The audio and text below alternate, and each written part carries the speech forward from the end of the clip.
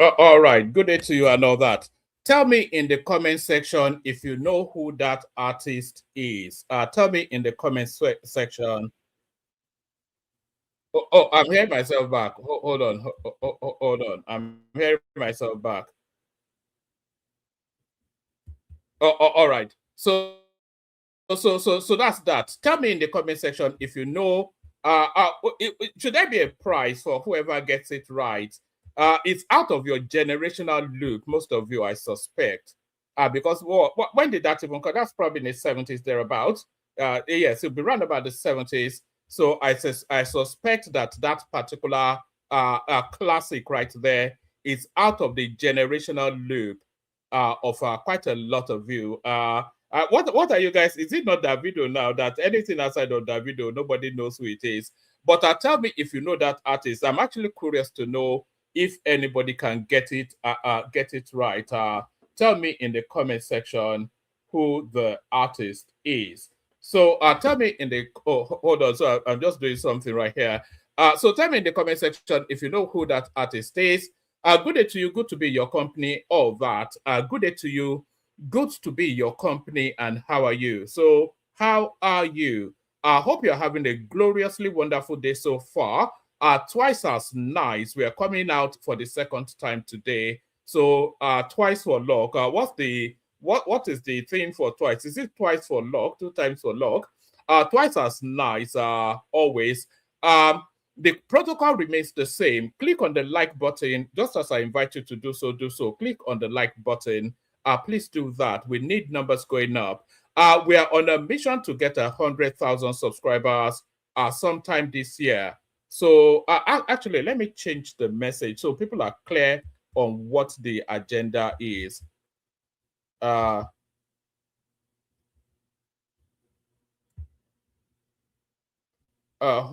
on.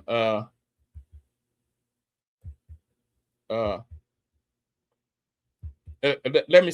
I just want to put a notice up. We need 100K subscribers.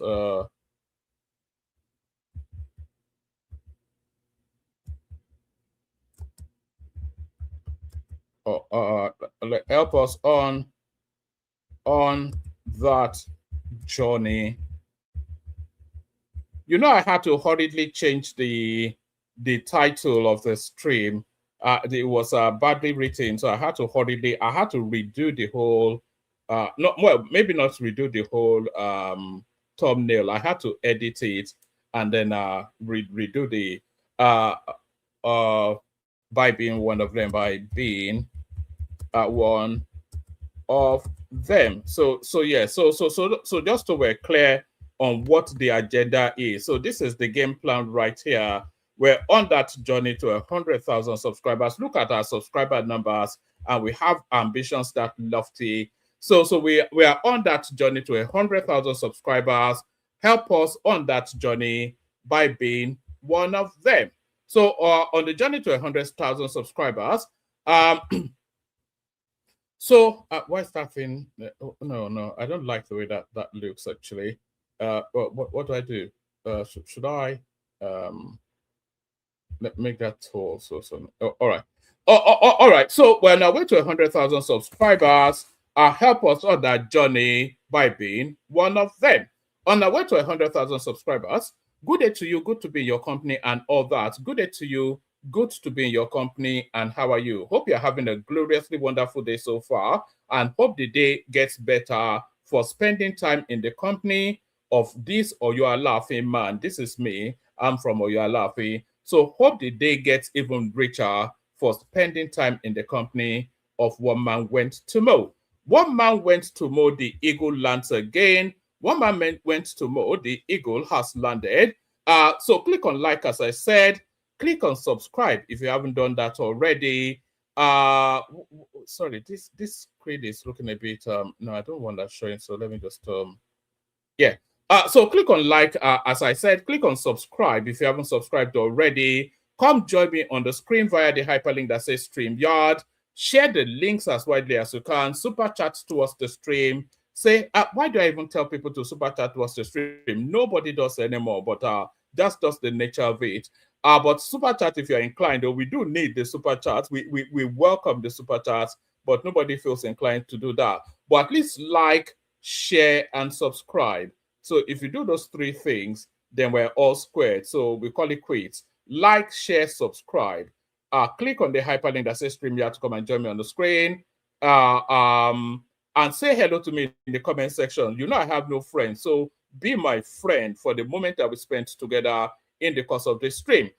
Saying hello is Ratel family, telling us that Akpabio will soon find out just the cut of the jib of the average Nigerian. So there's that's Ratel family right there. This is Suraja right there saying good morning here in Swartz County, Dublin.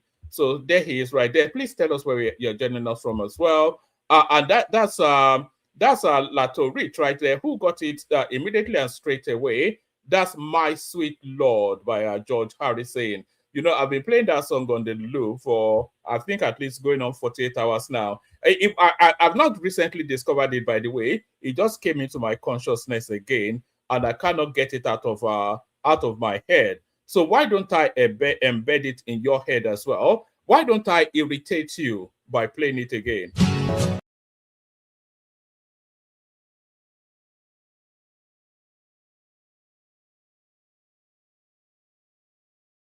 So sorry, I was speaking, not knowing I was muted. So there it is right there, My Sweet Lord by George Harrison. It was a member of the Beatles. Some of you may or may not know he was a member of the Beatles, but that was a solo track.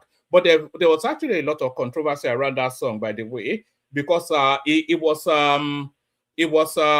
a seminal case of copyright, because he lifted the chords and the arrangements from a black female group, and they took him to court, and there was a whole lot of mess around that song. But nevertheless, it stands the test of time. George Harrison, My Sweet Lord. George Harrison, My Sweet Lord. Shall we just get started? No point in dilly-dallying. A lot has happened today, of course. We've had the kerfuffle. Rotimi Amechi also rolled out with his son, telling us that Akpabio lives in a mansion as though he lives in a shack.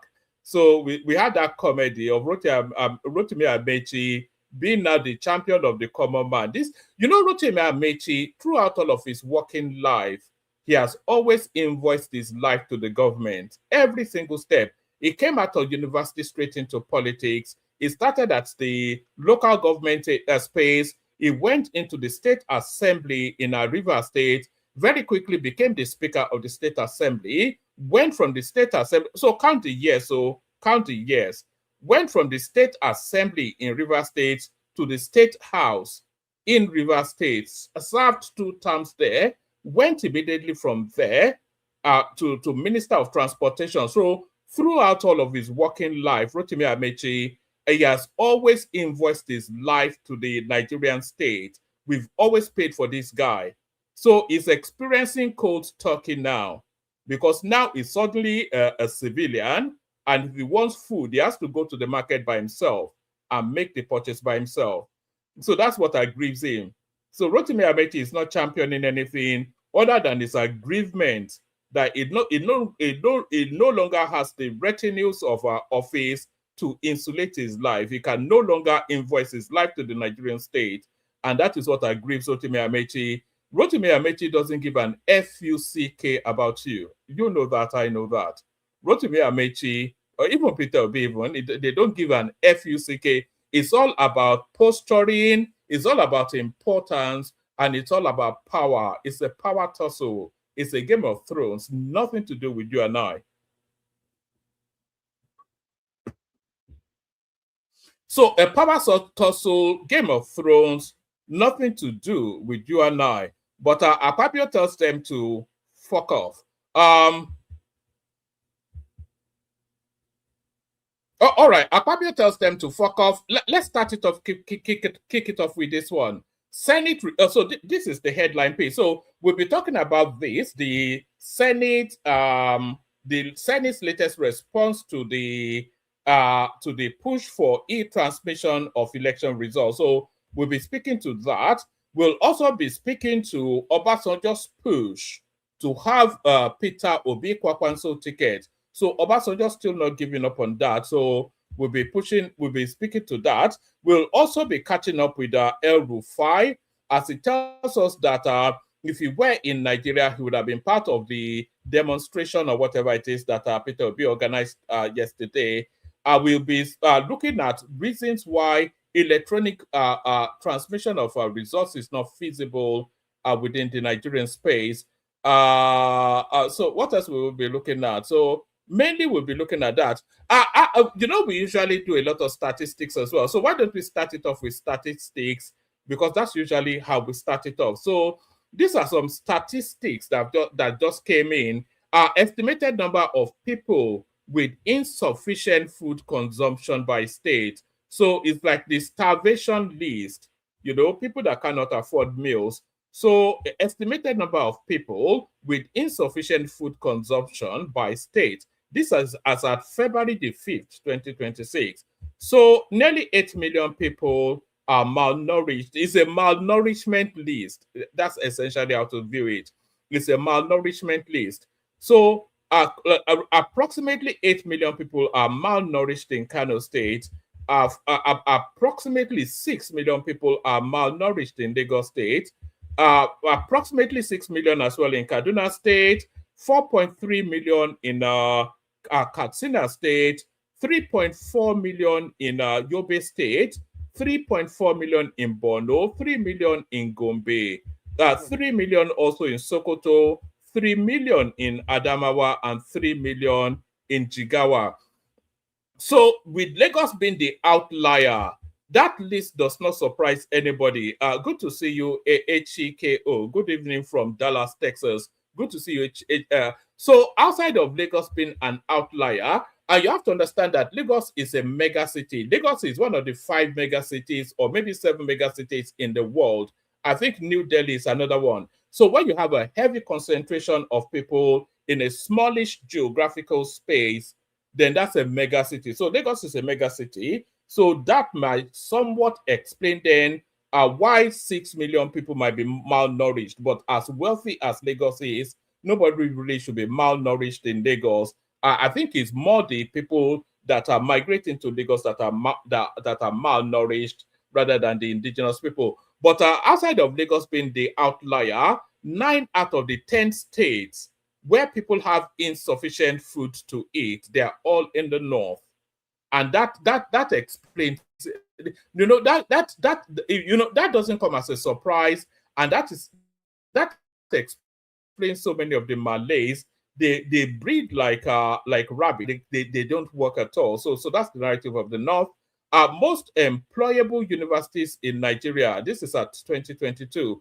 So what this tells us then is that graduates from these particular universities are more lustered after than most other universities because of their preeminence and their premiership. So graduates from these universities are more lustered after than a graduate from other universities. So the most employable graduate comes out of University of Ibadan, because that comes as no surprise, the oldest university in Nigeria. But then the second two, they are new age universities. Babcock University, 64% of them are employable. Covenant University, 63%. OAU, 62%. Lagos State University comes fifth. Lagos State University seems to rank high in all of these university tertiary. You'd have thought Unilag, not Lagos State University, but Lagos State University is number 5 in terms of their desirability by employers. Unizik comes in at number 6. Ahmed Bello University comes in at number 7. Ekiti State University comes in at number 8. University of Nigeria, Nzuka, that is Peter Obi's alma mater, comes in at number 9. So even the university matrix rejects Peter Obi. University of Ilorin comes in as number 10. Yaba Tech comes in at number 11. University of Lagos, Unilag, comes in at number 12. So people desire more people from Yaba Tech than Unilag. That comes as a surprise to me. 13 Futo, 14 Futa, and 15 Lautech. So that is the They said, what is the metric of most employable universities in Nigeria 2022? Percentage of graduates in full-time employment. So I'm not quite sure what that tells us, but it surely tells us something. Imo State recorded highest rate of fraudulent government projects in 2024. So this is a Hope Uzodinma. So Imo State is the most fraudulent in terms of governance, closely followed by Lagos State, Kwara, Abia, Ogun, Oyo, Bauchi, etc. So that's the rogue list right there. We go on from that to... No, this is not where we're wanting to come. We go on from that to this. So we go on from that to this. States with highest rate of abandoned government projects: Taraba, Abia, Nasarawa, Adamawa, Ogun, Osun, Sokoto, Oyo, Ondo, and FCT. So Lagos, surprisingly, not on that list. So Speak Nandu seems to be the thing for Lagos State. So that's that one right there. That's the one we just looked at. So let's go on to this one. Let's go on to this one. Public project completion rates, lowest performing states in 2024. So this is the states that don't complete most of their projects. It's essentially public projects completion rates, lowest performing states in 2024: Delta, Ondo, Yobe, Benue, Adamawa, Oyo, Abia, Nasarawa, Plateau, Taraba, Sokoto, Lagos. So those are that's that list right there. Let's take one last list. Public project completion rates. I think we just did this, did we? I think we should be on this one now, should we? Most employable courses in Nigeria. So, you know, when you go do media studies, you will never go to get a job, but lawyers will get a job. Elect, electronic, electrical, they will get a job. Chemical engineering gets a job. Accountancy, computer science, mathematics, food science and technology. So who employs somebody that graduates in food science and technology? What's their niche in the market? They are more employable than somebody that studied economics, mechanical engineering, banking and finance, civil engineering, computer engineering, English and literature, mass communications, microbiology. Why would anybody study microbiology in Nigeria? That's the question, really. A country that has no science base. So that's that. So now let's not go back to where we wanted to start. Senate. Let me hold on. And by the way, you can start coming into the studio if you feel inclined.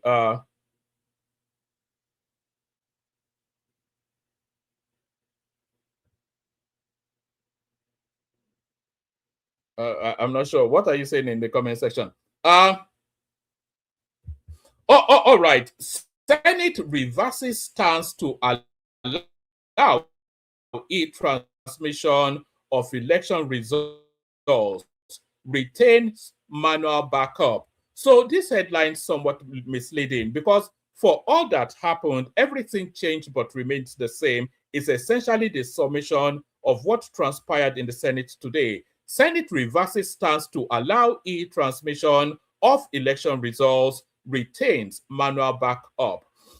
The Senate has amended the Electoral Act to permit the electronic transmission of election results, leaving safeguards to address potential technical challenges. The decision follows the upper chamber's move on Tuesday to rescind its earlier position, which had rejected the compulsory electronic transmission of results from polling units to the Independent National Electoral Commission's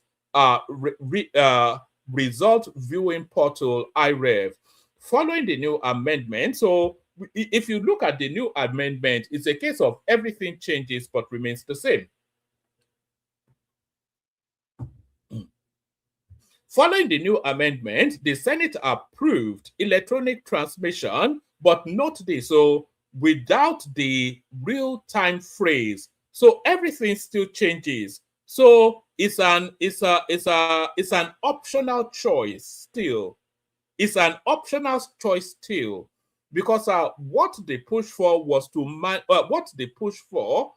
to have the Senate mandate INEC to transfer electoral results compulsorily in real time. So that's what they were pushing for. But Akpabio gives them the middle finger. So let's take it from top again. The Senate has amended the Electoral Act to permit the electronic transmission of election results, leaving safeguards to address potential technical challenges. The decision follows the upper chamber's move on Tuesday to rescind its earlier position, which had rejected the compulsory electronic transmission of results from polling units to the Independent National Electoral Commission's result viewing portal, IREV. Following the new amendment, the Senate approved electronic transmission without the real-time phrase as part of the electoral process. But listen to this, the addendum or the provisos.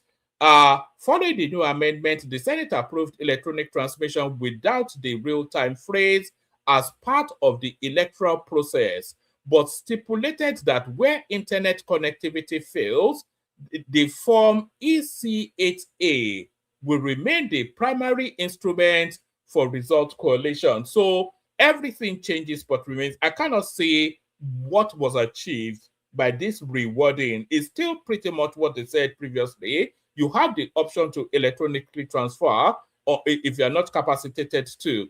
Under the proposal, electronic transmission will serve as the primary method of uploading results. However, in the event of technical challenges such as network failure, the motion provides for a fallback option, allowing the manual transmission of results using Form EC8A, duly signed and stamped by the presiding officer.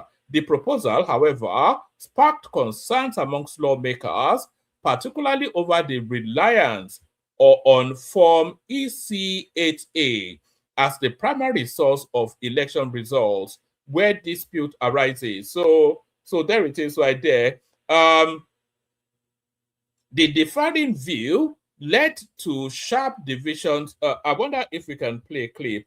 The clip here is about an hour long, so that's why I'm not playing it. The differing views led to sharp divisions on the floor of the Senate, prompting Senator Yenaya Abaribe to call for an individual vote on the matter to clearly determine the position of each lawmaker. However, rather surprisingly, Senator Abaribe withdrew his call for individual votes moments later. So it's just posturing, isn't it? The votes and proceedings were then approved and adopted by the upper chamber. Meanwhile, the upper chamber has appointed a 12-member conference committee to harmonize differences between its version of the Electoral Act,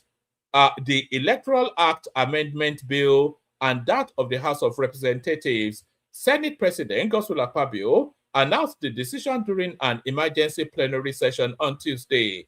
After consultation with the leadership, we have moved the number from 9 to 12.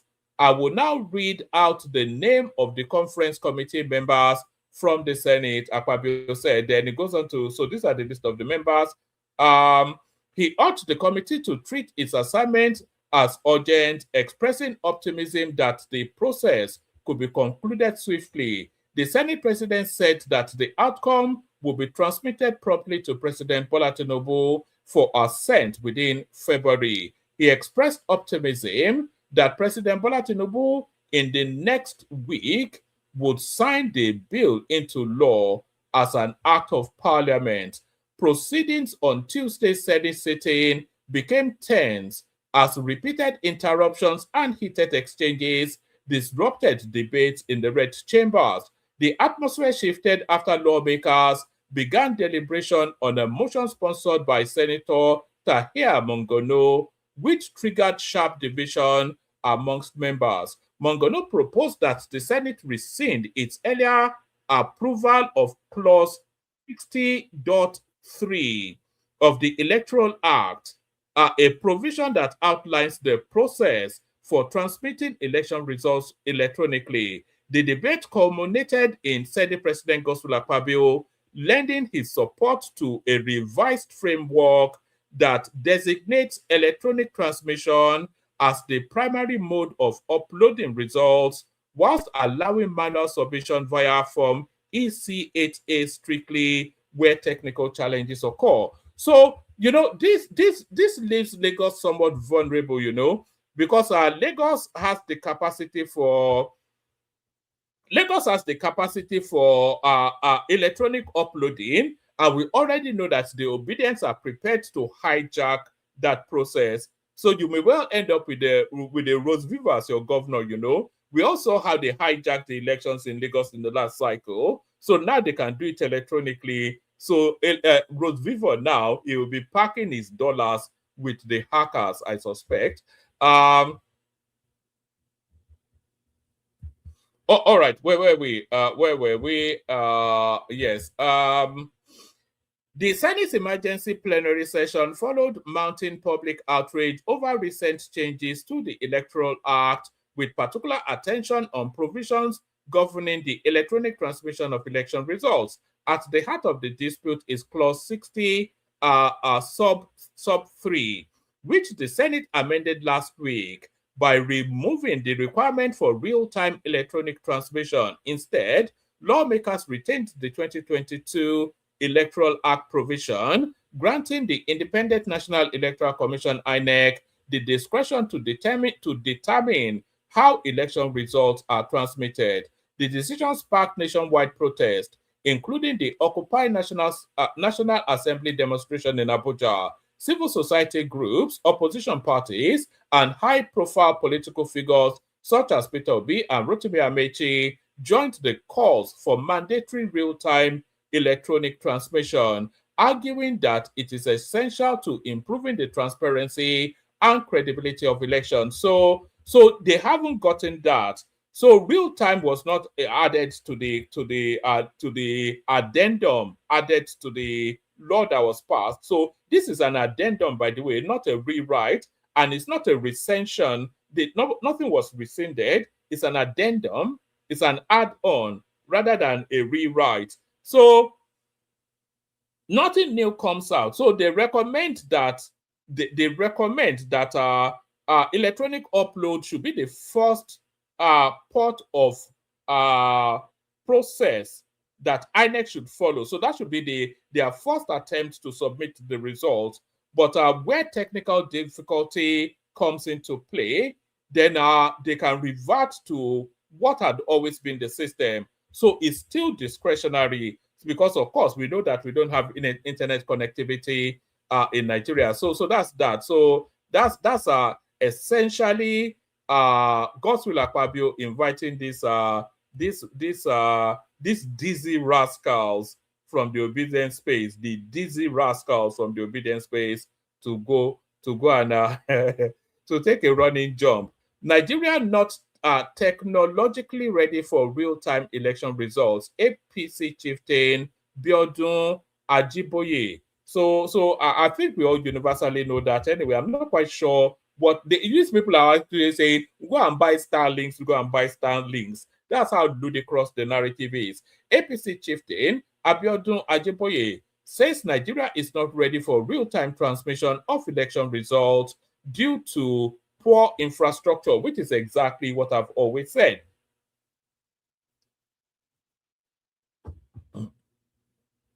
Ajiboye said this while speaking on Arise TV on Monday, February the 9th.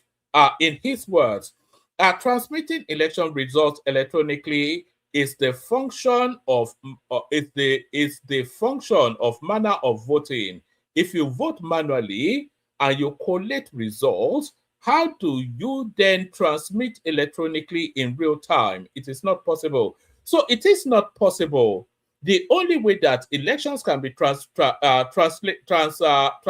in real time, transmitted in real time, is if we are actually doing electronic voting. We're doing manual voting. The votes are collated manually, but you're saying it's essentially an upload rather than a transmission. So that's essentially what it is, isn't it? Transmitting election results electronically is the function of manner of voting.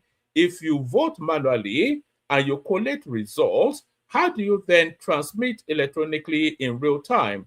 It's just not possible. We can't even afford it. Even if we wish to, we cannot afford it. Do the telecom operators have that capacity? Do we have enough electricity to undertake the responsibility in Nigeria? Is the infrastructure of telecommunication companies sufficient enough to undertake such exercise? The last election we had, the INEC server was attacked over 1 million times. So what they are saying is that we should put the electoral process within the vulnerability of hackers, causing a lot of confusion. This is what I see them pushing. So they just want to destroy everything. That's just what they want. They want anarchy, they want chaos, they want riot on the streets, they want blood on the floor. Rotimi Amechi himself said so when he came out. He said that's exactly what he wanted. He noted that manual processes remain central to elections. There are manual parts of elections, and what can happen, like it has always happened, is you vote and they count the vote there. The party agents append their signature on the paper.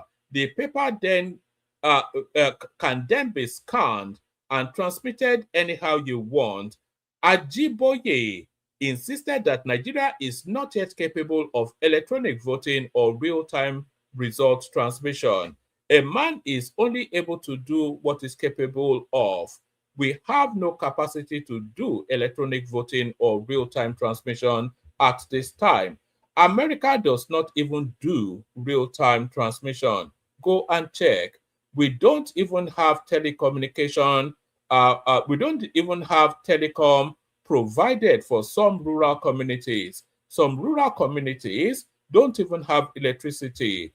You are trying to disenfranchise a lot of people by pushing for what is not possible. Technologically, it is not possible. Stop stampeding the Senate and National Assembly into getting into something very difficult that will put everybody in a mess at the end of the day. So it's just the most ludicrous of ideas that they want as though these people were living on a parallel universe or something, or on a different planet.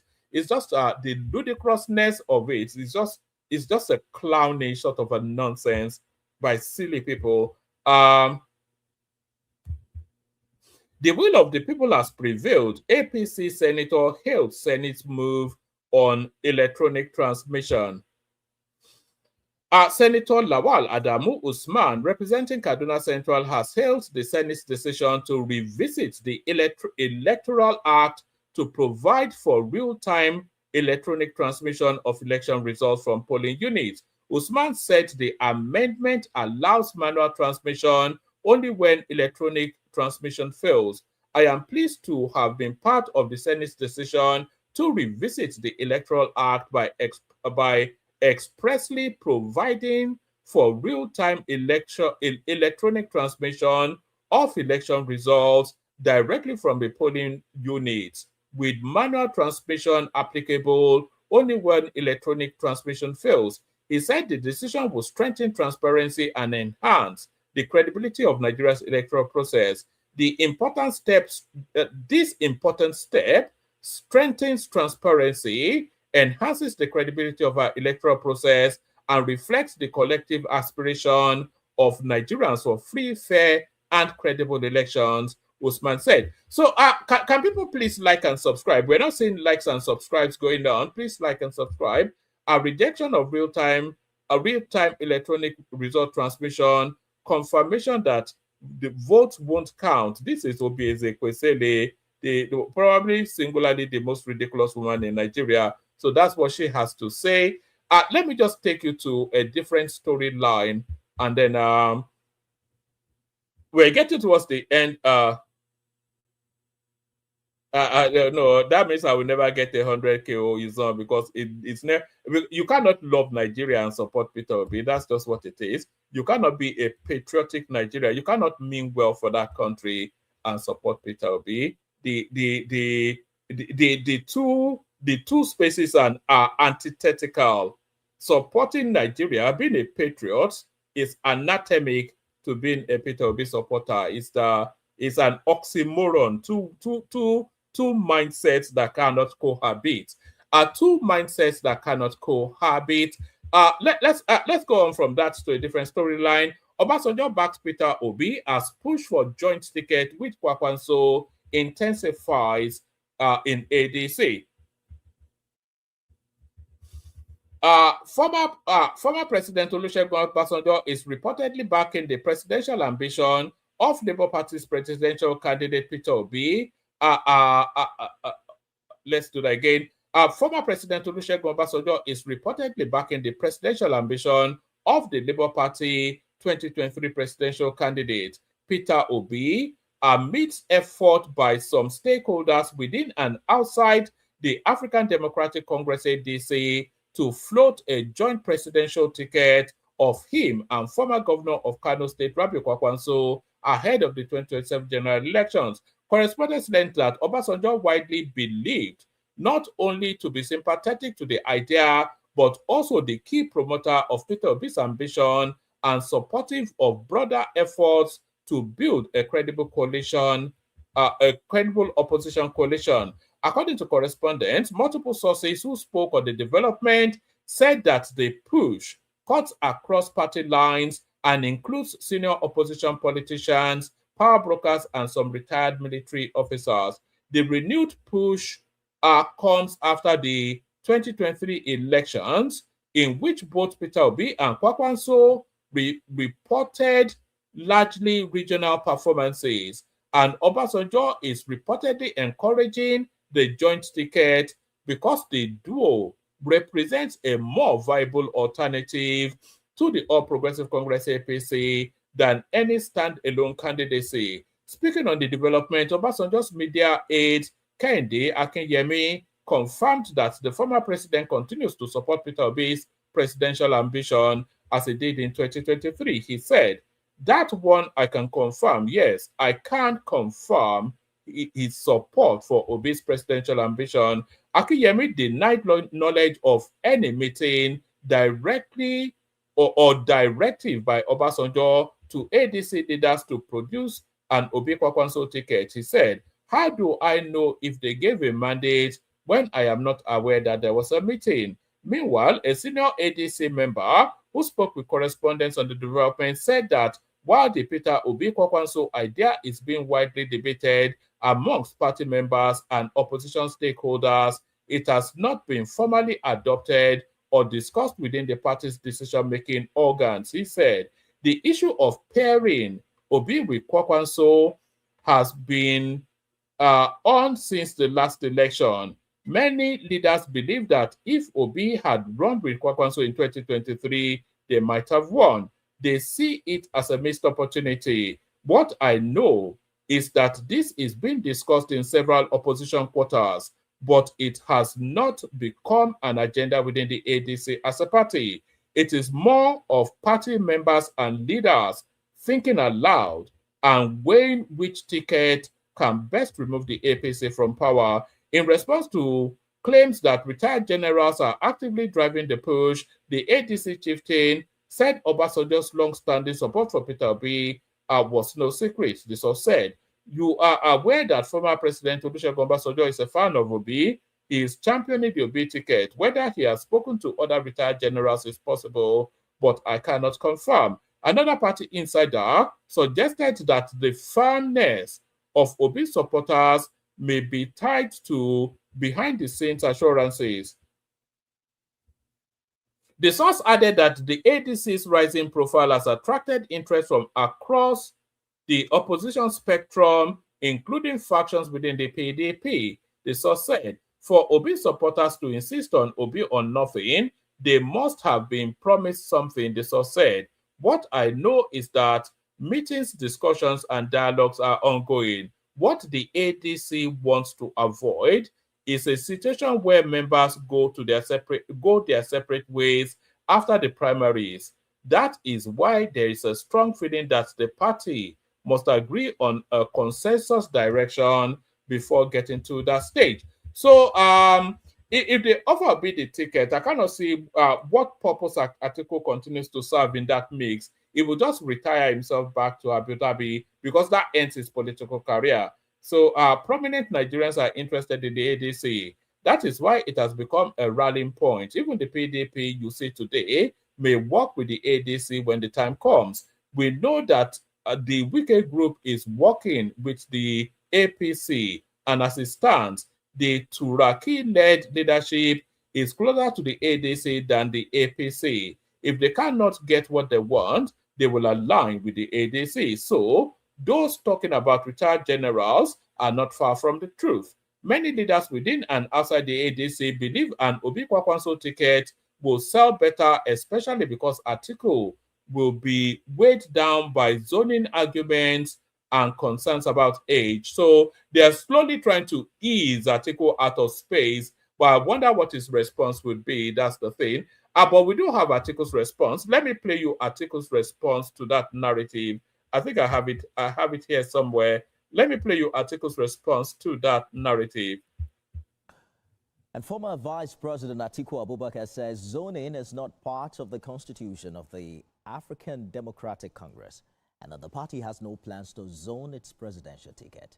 Atiku Abubakar made the statement when he visited former President Ibrahim Babangida at his hilltop residence in Minna, Niger State. The former vice president, who contested in the last presidential election, says only the People's Democratic Party has zoning enshrined in its constitution. He also commented on the electronic transmission of election results currently generating some debate among Nigerians. I have always come here to pay my respects. The issue of contesting 2027 election does not even arise. I am a member of ADC, and we are busy trying to make sure that our structures are firmly rooted, you know, from the world level, local government level, state level, up to the national level. And we are busy mobilizing people and also registering at the same time. I think there is need for all the opposition political parties to come together to pursue this issue. I mean, we shouldn't allow it to rest where they wanted it to rest today. Absolutely not. I don't support that. All right. So that's Atiku essentially telling them to F off. So let me play you this clip. What has Tinubu done? What has Tinubu done? Tinubu has done a lot. He is building you a brand spanking new airport in Lagos State. And here is the progress report so far. Tell me if you can hear it in the comment section. We've been having problems with playing these clips on the stream recently.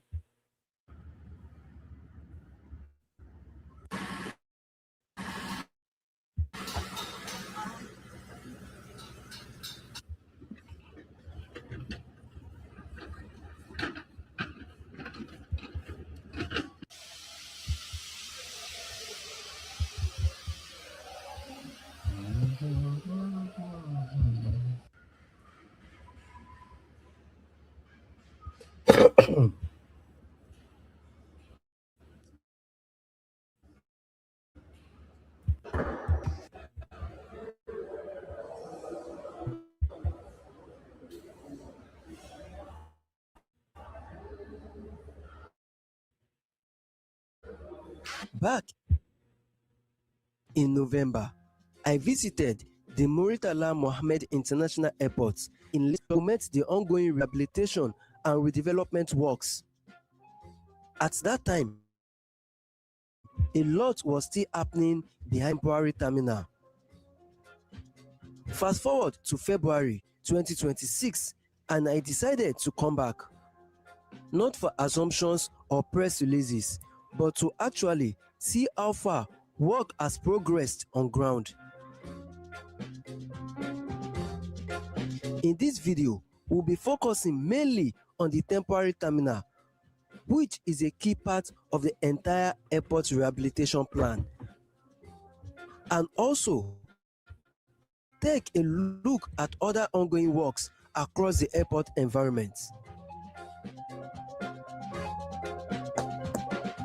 If you care about infrastructure, aviation, and how Nigeria's busiest international airport is being reworked, this video is for you.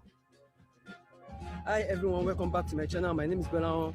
Today I am back at the Muritala Mohammed International Airport in Lagos to show you an update of the reconstruction work ongoing presently right here. All right. I'll just leave it there. It goes on for about 11 minutes, so I'll leave that there. There's one more thing I want to show you. This is, this American continuing presence in Nigeria. It continues to continue. Let me show you this. They are now sending in troops to Nigeria. Slowly, we're being colonized.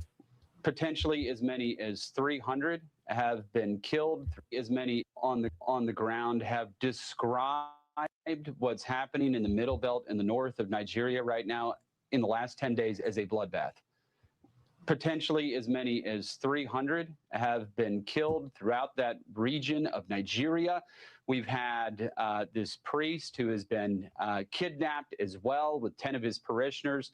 3 of them were killed in one of the states of Nigeria where we had about 150 people killed. And I will point out, a lot of those were Muslims actually that were refusing to submit to Sharia law and were trying to follow the Constitution of Nigeria. They were killed, but amongst those were also Christians, and they were burned inside of a church. They set it on fire. So it's just wanton death and murder and destruction that continues. But working with the administration, we are making steps in the right direction to address this persecution. The president is very singularly focused on addressing this. We now have special forces in Nigeria in a non-combative manner. They're there assisting the Nigerians. We have just signed a security cooperation roadmap with the Nigerian government and their military to continue to work on this. And we have also conditioned their security assistance in the last state foreign operations bill and appropriations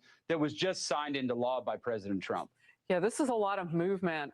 You were talking about that one area, and residents told Reuters the attackers that hit their village were jihadists. In fact, these Islamic radical jihadists are what are being pointed to. You and I have talked about them before. They had been preaching inside their village, urging the locals to abandon Nigeria's state and their religion, Christianity, and adopt Sharia rule. When the villagers refused, the militants opened fire on them. So you're right, it's not just the people who are already Christians, it's those who might be open to helping Christians at this point. And I know that Nigeria's president, Tinubu, has said that they've deployed an army battalion to some of these areas. Are we making enough difference to where he's going to take some real action now? Yes, but one of those actions that he needs to take, and he has said, he stated this publicly just when he was prior to being president, was in the Senate, or governor rather, is that he wanted to see a federalized police force, which is absolutely something that has to happen. Each state has to have the ability to secure their own people. Right now, you just have the police force in Abuja. It's a national police force. We need to arm the different police forces of the states throughout Nigeria to be able to protect the Christians that are being martyred throughout this country and provide security in a country that is facing massive insecurity challenges because of this centralized control right now that's been taking place. Well, look, Congressman Moore, I know you've been all over this. Religious freedom is something that we stand for in this country. And when we see light being covered by darkness, we want to help. Thank you for all that you're doing. And thank you for the latest on all of this. Thank you. God bless you. Right. I actually saw it being reported on some Arabian network that 200 troops, let me see, where did I say it?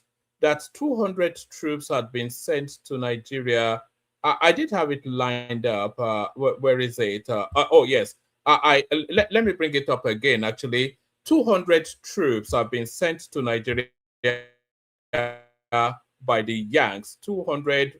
So in essence, the Americans now have boots on the ground in Nigeria. So this is the new Arab. This is the platform. This is coming out of the Middle East. U.S. to send 200 troops to Nigeria to train African nations military. So that's how we start. So very soon they will replace Tinubu with Marco Rubio as they did in Venezuela. The United States is planning to send about 200 troops to Nigeria to train the African nation's military to fight Islamic militants, a U.S. official said on Tuesday, weeks after President Donald Trump ordered airstrikes against what he called Islamic State group targets. The U.S. military said last week it sent a small team of troops to Nigeria without specifying a number, marking the first acknowledgement of the United States forces on the ground since Washington struck on Christmas Day. Trump has said there could be more U.S. military actions in Nigeria, and Reuters has reported that the U.S. has been conducting surveillance flights over the country from Ghana since at least late November. The U.S. official said the 200 troops will supplement a handful of U.S. military personnel already in Nigeria to help local forces. U.S. Africa Command did not immediately respond to a request for comment. Nigeria has come under intense pressure from Washington to act after Trump alleged the West African nation was failing to protect Christians from Islamic militants operating in the Northwest. So there it is right there. More and more troops before. But I don't actually object to all this, by the way. It's alarming that very soon they will have a military base in Nigeria. I hope it happens quickly. We need that American military base. So that's the presentation. I'll send the link again. If you want to come in and have a conversation, please come in and do. Please make sure you're subscribing. We're not seeing numbers going up. Like and subscribe. If you haven't done that already, please do. If it doesn't jar your senses to like and subscribe, then immediately do that. So we play a little bit of music, give you time to come into the studio. You already know the song we're going to be playing anyway. You know that song doesn't actually offer anything in terms of poetic substance, but it's the guitar. It's the guitar that makes that song. It is the guitar. Joining us, Isaac Black. Always a delight when Isaac is here. Baba makes time for us, so we're guaranteed an epic session. And to make it even grander, we have Talk Now. So those are the assembles so far. Anybody else that wants to hop on. Please, people, make sure you're liking and subscribing. Numbers are not going up. Numbers should go up. Like and subscribe. Oh, we should have a ticker, a banner running, actually telling you that. Yes. All right. Let's start it off. Kick it off. Let's kick it off with Baba in deference to his presence. So we do 5-7 minutes monologue. It's only a few of us here. Baba, floor is yours. Do you know that song, by the way? George Harrison. That's a throwback. Surprisingly, I don't know. You don't? You were never part of the Beatles, that sort of movement? No, I was, but I can't remember that song. Maybe because it's just I don't think I cannot. I didn't remember. I follow the Beatles, but I didn't follow their career individually, like George Harrison, the late Lennon, and all the rest. George McCartney and all the rest. Ainzon, come on board. Come on, let's write together. Let's reason together, please. Yes, thank you, one man. It's a militant now. Yeah, I salute you, Isaac, and Talk Now. Thanks for the privilege of putting me to speak first. Commentariat, I salute you also, and our esteemed viewers. Please don't forget to click the like button and subscribe if you haven't done so. Thanks for listening and watching too. Yes, the two topics actually I followed in the morning. This issue of electronic e-voting or e-trans, whatever they call it. I think there are two things I really want to correct, because these people who make loud noises and they claim the people, we the people. For God's sake, Nigeria is over 200 million people, according to. So when about 400 of you line up are making all the noises and you claim you are protesting. And I think most of these people, they think Nigeria started in the year 2000. No, Nigeria didn't start in the year 2000. Nigeria goes way back. And if they lived in my own era when we were still young, we were once young. Look, Ali must go protest. Ali must go protest. The crowd started from Yaba to Central Lagos, because that was the seat of government then, without a breathing space between the crowd, because all about workers, all about students, because as soon as they are coming, the Igbobi College, the Baptist Academy College will start the journey, join through Unilaga, Koka, or Lagos City College. As you go along, the schools are waiting, the market people are waiting. You count hundreds of thousands of people. This one, they just come and say, people are dying, people are crying, who are they? These miscreants? They are miscreants. They don't know nothing. They have nothing to offer this country. They are just rabble-rousers who refuse to use their senses. Common sense is not common. And at the end of the day, they think the people that are in power today, they are people they can railroad, the people they can stampede. At the end of the day, what did they pass? Nothing. The difference is change of transfer to transmit. That's all. The old law says, or regulation from INEC say transfer.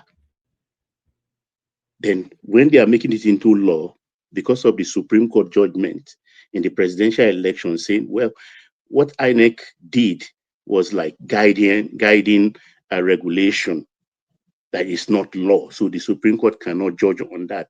So they've made that regulation, that guidance of 2023, they've now made it into law. No difference. The only difference is the language changing from transfer of results to IREV to transmitting. And we went to town and still claim, oh, victory. What victory have you won? It's not even a Pyrrhic victory. You've won nothing. Absolutely nothing. It still remains the same, and it's reasonable. When you say you want electronic transmission of results, that means that you have a machine. As I accredit myself by thumb printing on that machine, it certifies me. I press APC and press go, and it goes straight to whatever so you'll be seeing as you're playing 1, 2, 3, 4, the numbers will be counting. That's real time. That is real time. So when we are not doing that, you are crediting by beavers and you are counting manually, like the whole world does. Because that's how everybody, Canada, Australia, they were all present in the morning and tell you, look, even people who live in the US say, look, with this, what you are demanding is alien.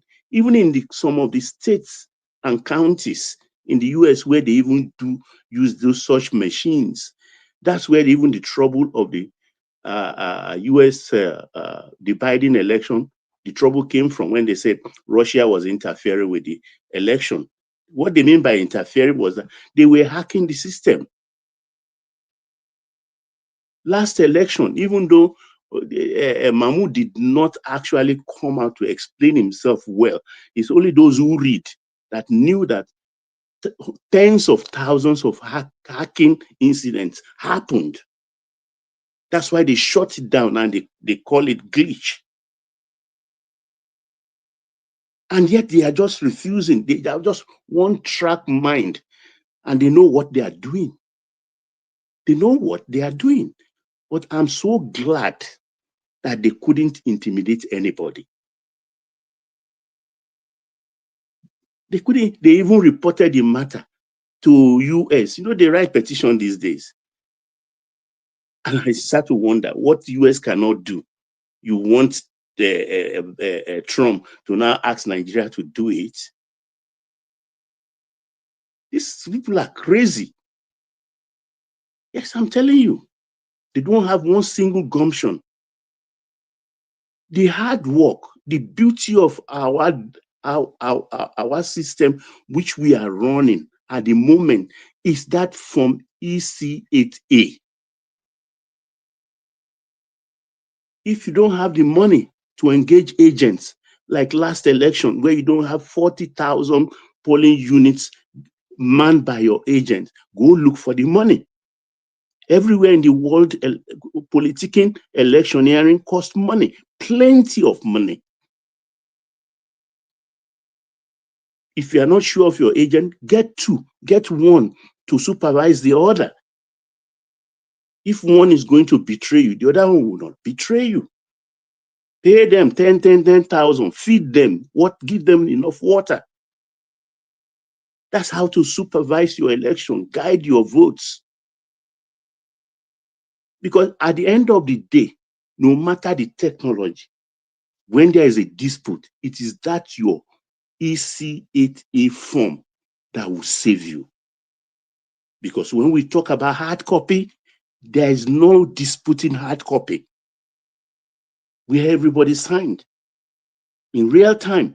Even voters who stood by have the right to capture that EC8A form on their phones.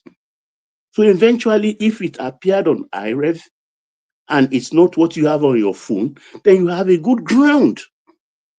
You say, no, what I copied in my unit say this 6, this 7, this 8, but this is not working.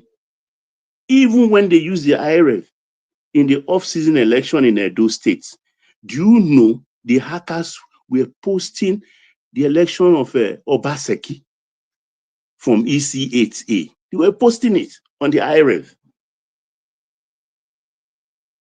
The 2023 elections, people were posting their photograph just to mock the system. When we talk about technology, we should be careful. You want to embrace, and then one, they don't have money to engage enough agents, because whether they like it or not, with Babao BJ's movement, Atiku will leave ADC for them. Atiku will leave ADC for them. He went to the Aso Rock in the Niger State today.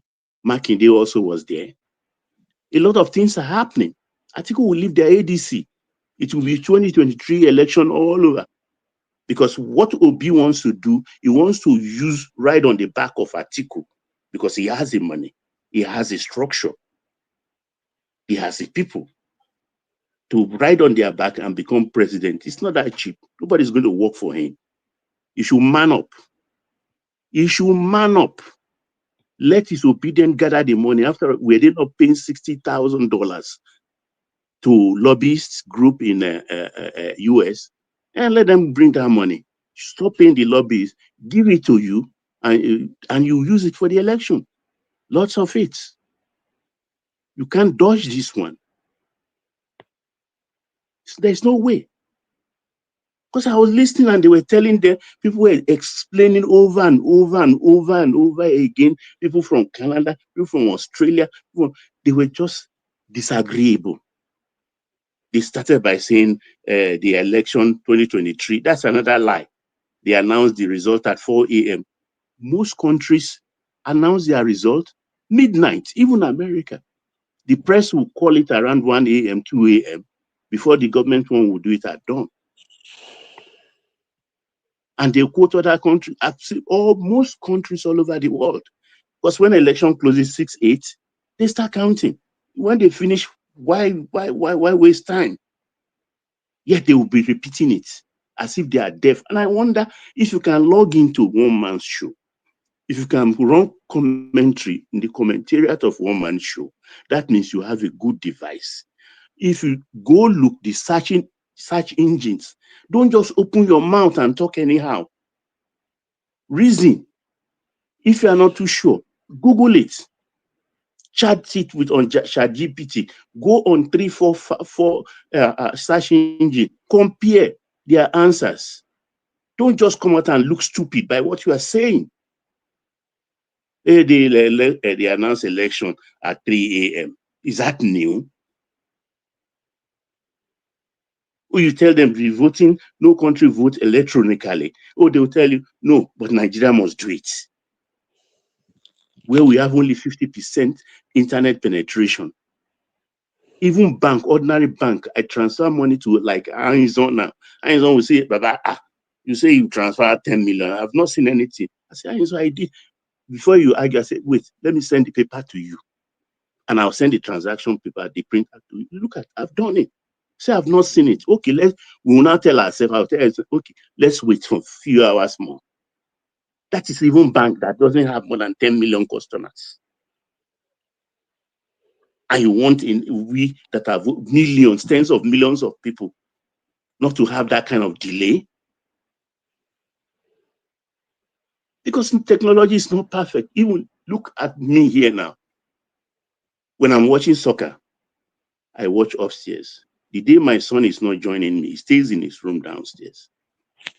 Do you know at times, it's when he shouts, goal, running, I'll be waiting for my own now to get to that point. Maybe a few seconds later, I'll see the goal. There's that even delay. And this is supposed to be first world country, number 1 country in the world, the most technologically savvy nation in the world. What are they talking about? But they know what they are doing. They are just deceitful people.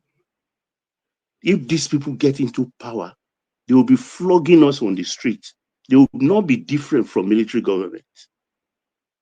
People who appear on their platform and they are cursing people out.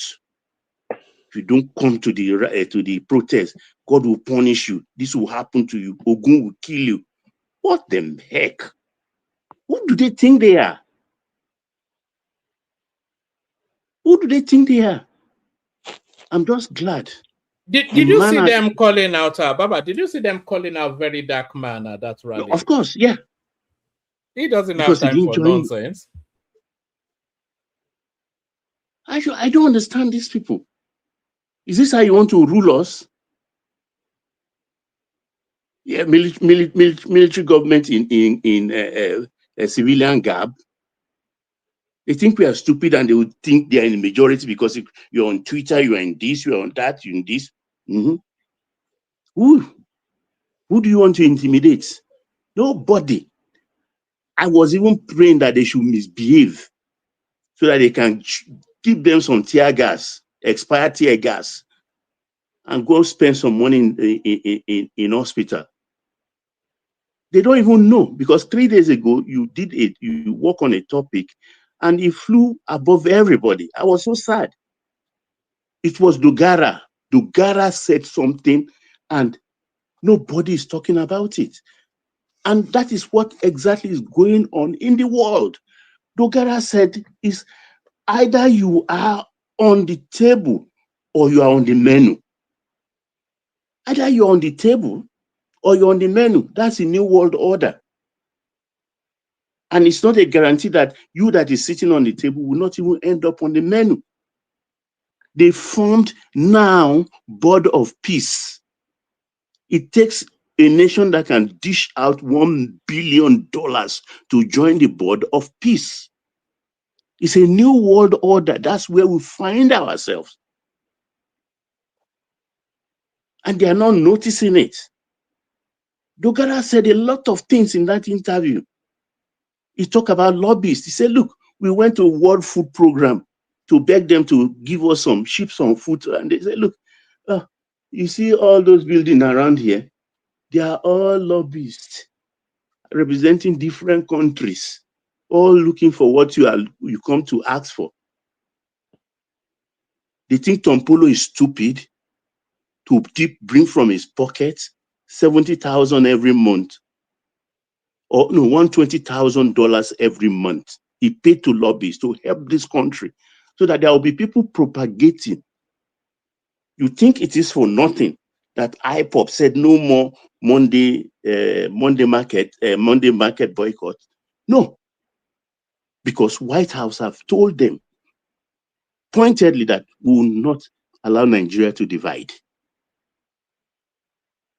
Yes, White House have told them we will not allow Nigeria to divide, because what we discussed is about 3 years on your platform that, look, if Nigeria goes asunder, half of Africa will feel it, will go down. So the world is not ready for that kind of wahala now. That's why they know definitely that no, okay, let's slow down. You see them coming out again. I've told them Nigeria will not divide. And that is why US is helping us, supplying us troops. Because it's so sad. They don't want the wahala which they can prevent today, allowing it to happen tomorrow. Because some people just out of their stupidity, and that's why I'm annoyed, I'm mad at this president. That is not applying the kind of force or this kind of zeal on this insecurity issue. You don't, look, I love America. They will yank you. Law, no law. They will send you to a third country to hammer you so that you open your mouth and vomit things. You don't play with the security of your people. People, look at the masses of people that are being eliminated every day. 300 people on bike. Did they fly into their target? They did not fly into their target with stealth. They came from somewhere. Didn't they see? If they say they come from Sahel, didn't they pass through Zamfara, Sokoto, Katsina? Didn't they see them until they arrive in Niger or in the Middle Belt and start finishing people, or Kwara? Are they saying anything? Doesn't the president have daily intelligence or weekly intelligence that point to some people, some collaboration? Why is he not acting on it? During the Buhari era, those people, Dubai, gave Buhari the list. They gave it to Malami. Malami only locked the people up. He didn't charge them to any court. The excuse he gave, no judge wants to take the cases. They don't want anything to do with terrorism in their courts. What kind of excuse is that? Is that what you are telling us to, Mr. President? Already we sit here, all of us, we know that there are people we know, pinpointed, that will have a hand in it. With evidence or no evidence, drag them in. The people who support you, they will hail you, because we don't like the utterances of those people. Things they are saying point to the fact that they even they sanction it. So drag them in, lock them up. Why are you wasting time? Why are you allowing people to die daily? It has become so easy. So I'm very glad. I'm not sad that if you can't do it, rather than all of we tearing ourselves apart, because it's going to be bloody. It's going to be bloody, neighbors against neighbor, household against household. It's no more tribe. Everything will go asunder, will go up in flame. 2 more minutes, Baba. So I'm really glad they are coming. And if you are paying for it, so be it. So be it if you are paying for it. So Mr. President should just sit up. Should sit up. And what these people are planning with this election, they don't even want the election to take place. They want problem to happen so that their Baba can now suggest interim government. Because that's what they have been angling for since 2015. Interim government. They want to do their third term. It's not going to happen. It's not going to happen. Nobody can hold the country by its Adam apple and squeezing it. I yield one man in the meantime. One man. All right. All right. Brilliant. Excellently put. Well said, Baba. I endorse everything that Baba said. Baba is still going to speak to us about the permutations that our Obasanjo is cooking with Obi and Kwakwan. So, but before we hear from Baba on that, let's move the mic around. We go to Isaac Black. Talk now. Bishop joins us as well. So the room gets richer and richer. Isaac, you're up next. Isaac. Baba, Caro, Cason, Cali. Isaac, my brother, Mukio, Alafia. Baba, Bawodi. Dadao, along. Baba, do you know that most times I feel sorry for you because the way you stress yourself to try make some of us understand you try your best, you try, at times you want to cry. Sometimes I want to even cry. You know why, Isaac? I have plenty grandchildren. None is Yoruba. None of my grandchildren is Yoruba. And I have almost a dozen of them. That's why it really touches me. Carry on, please. Yeah, one more good evening or good morning. I don't know. Yeah, good morning to you. Yeah, let me quickly correct. A few days ago, I said something, and I said that I think Bishop was suspended in Niger Watch something. You still remember? Yeah, I think somebody corrected you. It was Tony, no, I think. I want to correct it, please. The name sometimes confuse me. It was this our brother from Germany. What's his name? Tony Tony, Africa. Yes. Yeah, Tony Africa. Yeah. So I just say, let me quickly correct that. You see, Wama, actually, I'm devastated. Not to say the rest. I'm feeling. I don't actually know how I'm feeling.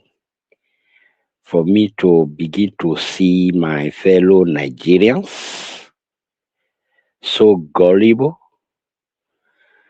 to the extent I begin to pinch myself to say, no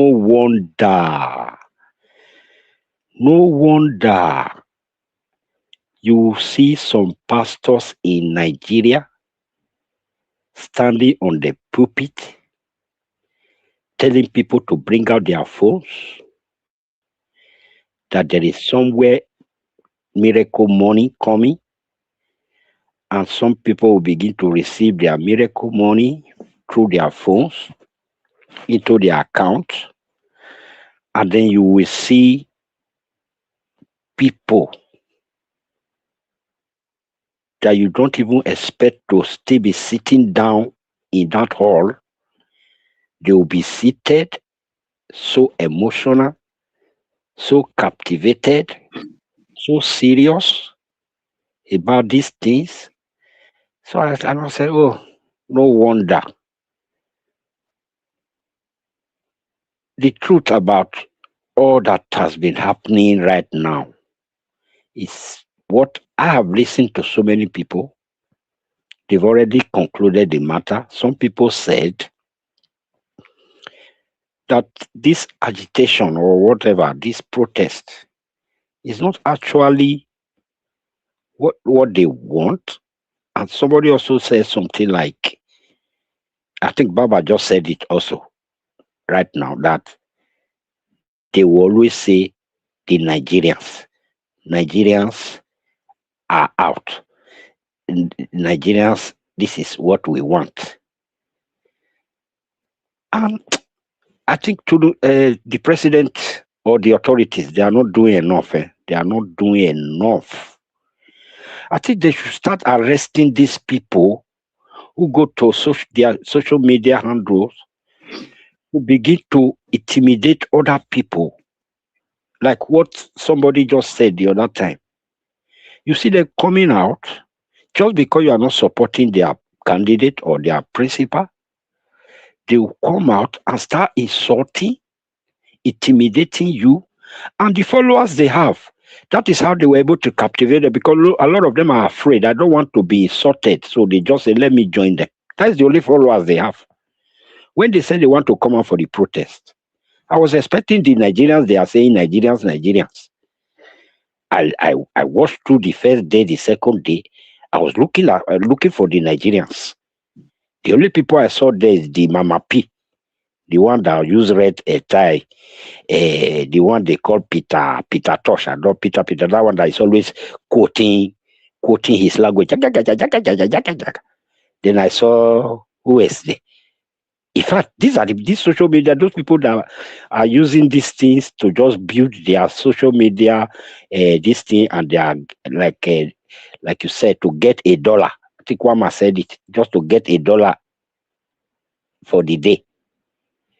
Like that one with some dada hair. So I was surprised. These are the people they said they are the Nigerians. And then they count you and me out. They count Baba out. They count reasonable people out that they are not Nigerians. That these ruffians, these Agberos, these non-entities, that they are the Nigerians. It's so annoying. So annoying that sometimes you like, what's happening to us? Obi came. Your principal came. Standing in front of the media. One man, you played that video. Even without you playing it, we all go to social media to listen to these people. He stood in front of the media. They were asking him, why are you here? What are you looking for? Why are you here? You know what he started saying? Yeah, we are here because we want all these things to be done right, so that we will ask people the school that those that go to the primary school they went to, the secondary school they went to, if they attended their certificate. I was surprised that so that is what you came out to protest, so that they will help you ask them the primary school they went to. I hope you all watched the Obi's response when the media was before him. Then he now added the IRE according to him. And then Aisha is always by his side to put words in his mouth. And this is the person you say should come and govern us. I told some people few hours ago that me, I will be ashamed if Obi go stand in front of world leaders. Me, I cannot become the president.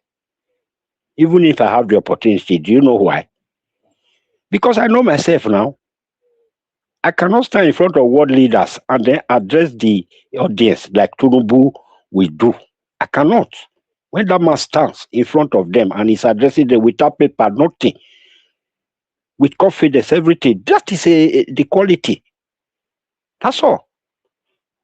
Can you put Obi in the front of reasonable people and then representing Nigeria? What is he going to say to start with? Nothing.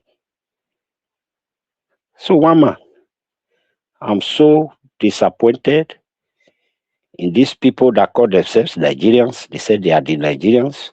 No other person is a Nigerian. And so they insult you. You know, it's so devastating. And I'm so, I don't know, you know, I always take this very short moment. And if there's any need for me to come later, I'll just also more views. Thank you very much, Wama. Thanks for your good work. All right. Thank you, Isaac. And Isaac, join us just as often as you can, because your commentaries always get, because I get a lot of response. You may not know, but people send me, especially on Instagram, they send me feedbacks all the time, and they see you as somewhat like a steady, no nonsense sort of. Some of us sometimes we're lost in our own funk, but you always cut through all the bullshit and you deliver it straight. So that's Isaac right there, one of the stalwarts of the platform. We go from Isaac to Talk Now. Talk Now, floor is yours. So is this controversy now? So hopefully they've put an end to it. But what does it even mean? We see how it plays out in the election, and we already know where the litigation is going to come from. It's going to be wrapped around this narrative of e-transmission, no e-transmission. But what did you make of what transpired at the Senators today? Talk Now. One man. Oga Kwata báwo ni? How you doing, sir? I do. Yeah. Baba, good day. I salute you, my friend. How are you? I'm good. Great. Yeah. It's been an interesting one for the past will I say 3-4 days. One of the challenges with Nigerians is that we tend to wait till last minute to challenge positions. This is what I mean. So they've been having public hearing about this, and I'm aware of this. They've been having different discussions. The House committee, they had different public hearings. Yeah, 2 years ago. They started 2 years ago, according to our Baribe. Yeah. And even the opposition were involved. All of them agreed and came to a position. Now, for people to wake up and make it look like it's something that they just decided now is just somewhat funny, Of course, opposition will be opposition. And even when they pass the law, at the end of the day, opposition agreed to the one they passed. At the end of the day, there's no difference between the previous law and the current one. Relatively, the difference is very minute. The other one was transfer. This one is transmission, and they also allowed manual. So what's the difference? Assuming even if they said transmission, it's not going to make any difference. Transfer, transmission to IREF. So what difference does that make? There's absolutely no difference. At the end of the day, when you get to court, once there is a confusion with respect to IREF, what the court will wait for is INEC's certified copy that was signed by every agent. That's what the court will use at the end of the day. So for me, nothing has changed. For me, I feel it's the same thing. There is no difference. The only thing is now the court can accept the IREF as evidence. That's what it is now. So the only challenge is once they submit another evidence that has been hacked, it becomes null and void. Then the optional manual one will now be taken. So at the end of the day, nothing has changed, really. And let's think about it thoroughly.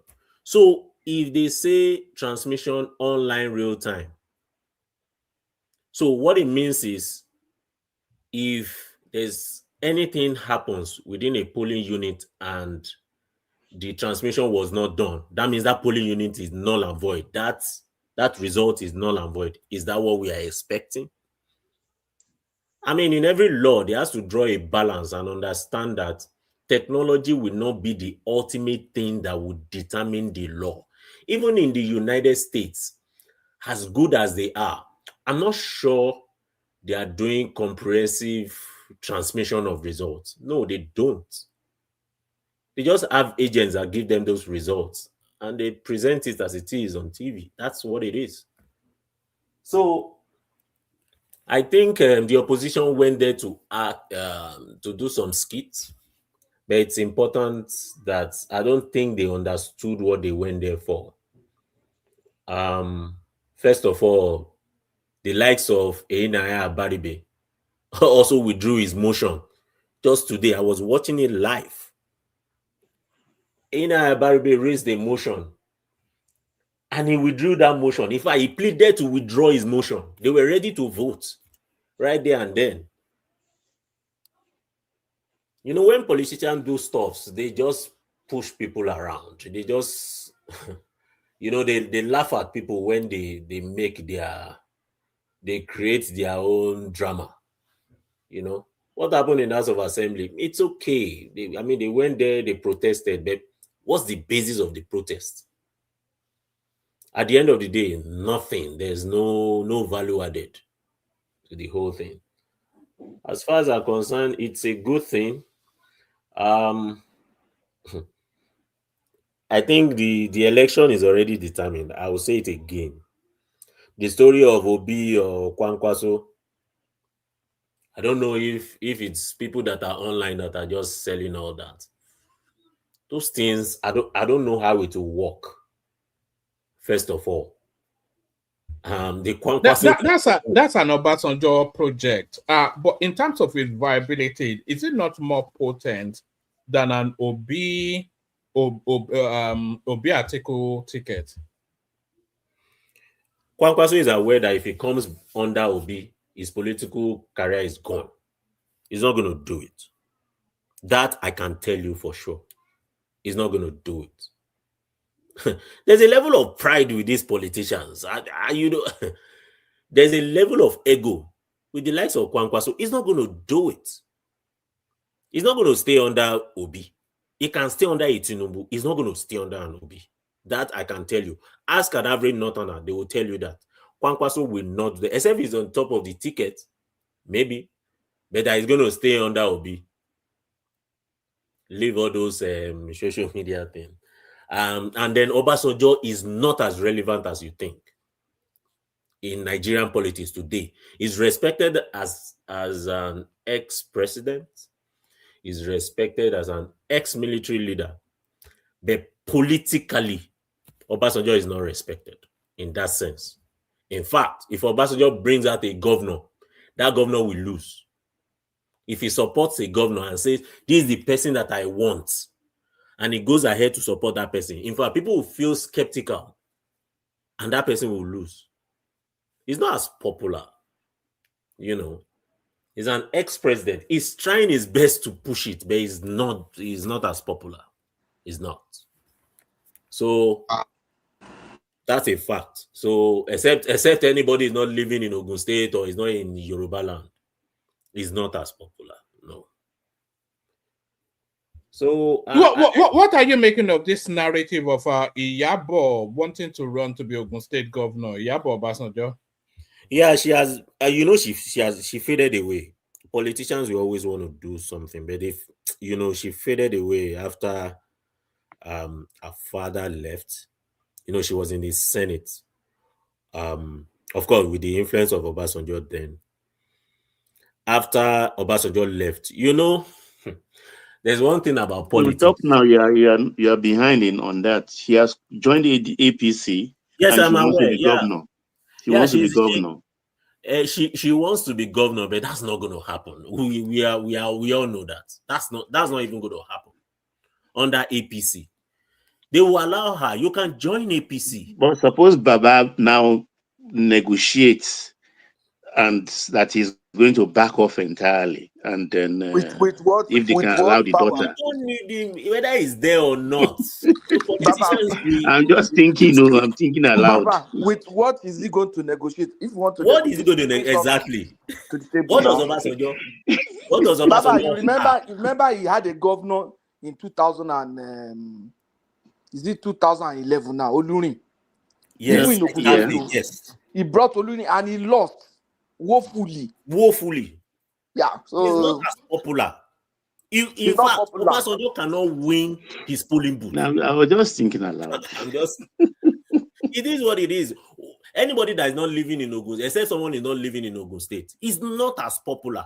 In fact, Owu itself, where he is, I'm not sure they will vote for him. They will just respect him as an ex-president. But negotiating, Is the Balogun of Uwu. They will respect. You know, they can give someone respect politically. You can give someone respect, and yet the person is not as relevant. It might just be respected. That's what Obasanjo is. That's it. And somewhat it's painful for him, and it's painful for him because they just threw him off the political structure. So but wait, Patoski and talk now. When you are talking about OBJ, what do you make of IBB? Because IBB is like a nucleus. Everybody goes to Mina. Everybody goes to Mina.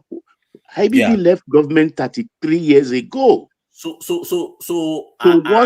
the relevance of IBB?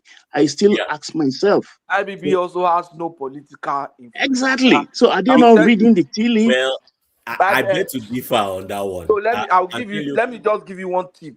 You will remember now.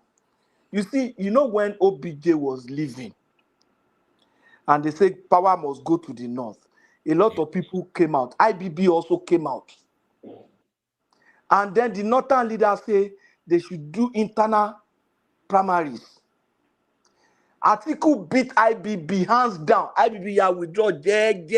Yeah, I remember. You remember that time? Yes. And since that time, IBB didn't go into politics because he tested his popularity at that among his own people. Yeah, I remember. That's because that he was going nowhere among his own people. Then he knew that if he throw it to the whole of Nigeria, he would just be rubbished.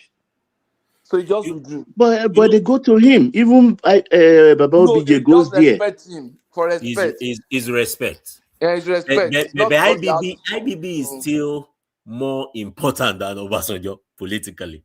Okay, I will tell you why. In Niger State, in Mina, I won't say the entire Niger State. In Mina, those Chanchaga, Tunga, all those areas, those are IBB zone.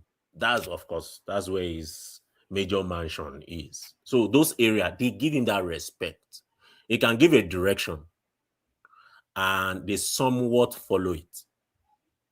So, I mean, to a reasonable extent, his political sagacity is not as wide nationwide anymore because he has left. It's tough having a president or head of state that will still be relevant after leaving. It takes some level of influence, additional influence aside from that position, you know. So IBB still has some level of influence, but to get votes, but it's not as wide. But Obasanjo, I'm even saying Obasanjo cannot win a local government. That's what I'm even saying. So that's a difference. So people will not agree with me, but grassroots, check it. That's a fact. No, he has never won on his street now. Yeah, he doesn't win his polling booth. He can't. So it's not a but politics is evolving. But the fact, I think we should note this: Atiku is going to contest. Anybody thinking that he will leave it for? He will. Either on ADC or on another platform, he will contest. He's going to contest. And by the way, Atiku does not make so much noise until the primary. It's time for the primaries. Check him out. All this while he doesn't make so much noise. But he knows how to play the game. He understands this game. He's a veteran. So all this ADC, Kwankwaso, Obi, he doesn't make all those noise. He's going to. The funny thing, you people didn't even notice. No, let me just drop this. Do you know what's his name? Rotimi Amechi was at the protest with his son in tow. He brought his son to the protest, and I was wondering that if anything happened to that boy, something broke out and something, the wife will tear him to pieces. The truth is, Rotimi Amechi, politicians they have to show off. They have to show up some sort. Otherwise, you'll be wiped out politically. That's why you see them, some of them, for them to stay relevant, they have to be in some political party just to make the noise, just to show the workings. Otherwise, you're politically gone. So I won't blame Amici for joining the protest or anything, but look, I don't know what he can, what other relevance that Rotimi Amici has. Woman, are you there? I think Bishop is waiting. Oh, talk now. Okay. Yeah. I think So let me use the floor. talk now, please. Talk now, please. Because you brought in article, let me just quickly try and get something right. From what I've been nursing in my heart ever since concerning this merging together of these politicians, Atiku, Obi, Erufai, Amechi, and all that in the ADC. From the way they are playing the game, like you already said, that Kwankwaso will never come under Obi in any election because he will feel his political career will die. So I believe that. But what I don't understand in all this game, or what I predict, is Atiku Obi's ticket. Because what Obi is doing right now, from his body language, even when he was in the protest, his body language, he is no more preparing to be a candidate like the front runner. He has already settled to be the running mate with Atiku, that is the second man to Atiku. But he's hiding it from the Obidients. That is the Obidients. I don't want to call them foolish. You understand? He's hiding it from them, playing that politics, hoping that by the time it now happens, because when they do their convention now, they do their primary, then they will now begin to say, "Oh, Atiku has bought delegates, and then now he has grabbed the ticket. So Obi, so let me just support him, so that our 6 million plus 6 million vote can result 12 million to challenge the 8 million vote of Tinubu." I think that's his plan. It's a secret plan, but the Obedience, they are not open to that. So now, I hope the Obedience, I want to address them now. They have already promised us that if such happen, that all their vote they will bring it to us. That's what they said. They said they will bring their vote to us. So please, by the time it happened, all Obedience, you are invited. You have to bring all that votes. And we are not going to vote for Atiku because it's the turn of the South, which is Tinubu. So since Obi will now go under Atiku, just forget the North for now. It's not coming. So Obedient, be wise. I don't know. You have a lot of work in your hand. Stop carrying elephant on your head, and you are using your leg to dig the hole of a cricket. Thank you. All right. Two more minutes talk now, and then we go on from you too, Bishop. Yeah. So I think one thing I can say is that the OB tickets is getting harder and harder to convince the North. I'll tell you why. Whether you like it or not, those American coming in and making it look as if is certain region of this country that is pushing for that, it's also a negative for him. I don't know how they will wiggle their way around that, even if Ovi goes to a new party. But that's also a negative for the North. Whether we like it or not, some of those things have effects. So it's going to be an interesting one. For me, I think the election is won and is lost. It's a done deal. You might hate APC, but they are marketing themselves. They are marketing themselves so well. You might not like it, You might feel they are not allowing the opposition to express themselves. They are not supposed to give you meat pie or some serve you honey. So I think the people should just brace up themselves. I wish the opposition would wake up and do the needful. But as far as they're concerned, I think they just came to mark register. I'll yield the floor. Yeah. All right, brilliant, excellent. So that's talk now, of course. Who joins us intermittently? We are encouraging him to join us more. I think he will as we build up to the elections. Of course, a voice that has always held this platform, made it interesting, back by popular demand. Bishop. Bishop, good to have you. I thought you build on us. Good to have you. Thank you and good evening, everyone. Good evening to you. Thank you. Thank you for the opportunity. Unfortunately I missed out on the readout, but I think the narrative you already know anyway is what transpired at the Senate today. That's really absolutely that's what I said. I was able to play. Good evening once again. I would say I'm very saddened a little bit, not just a little. I'm very saddened at the direction of the conversation that we're having. Generally, what's dominated the headlines today in Nigeria. I have patiently listened to various contributors, and it's shocking that even at this age and time, especially considering the fact the amount of time we expended on this same topic in the last cycle of the election, that's 2023. This dominated the conversations about whether it is to transmit or to transfer or to whatever. And we were on it. And the caliber of people that are still falling for this very nonsensical topic are still trying to breathe brimstone and fire to convince us that you can actually transmit in real time when we're not having electronically, when we're not having an electronic election.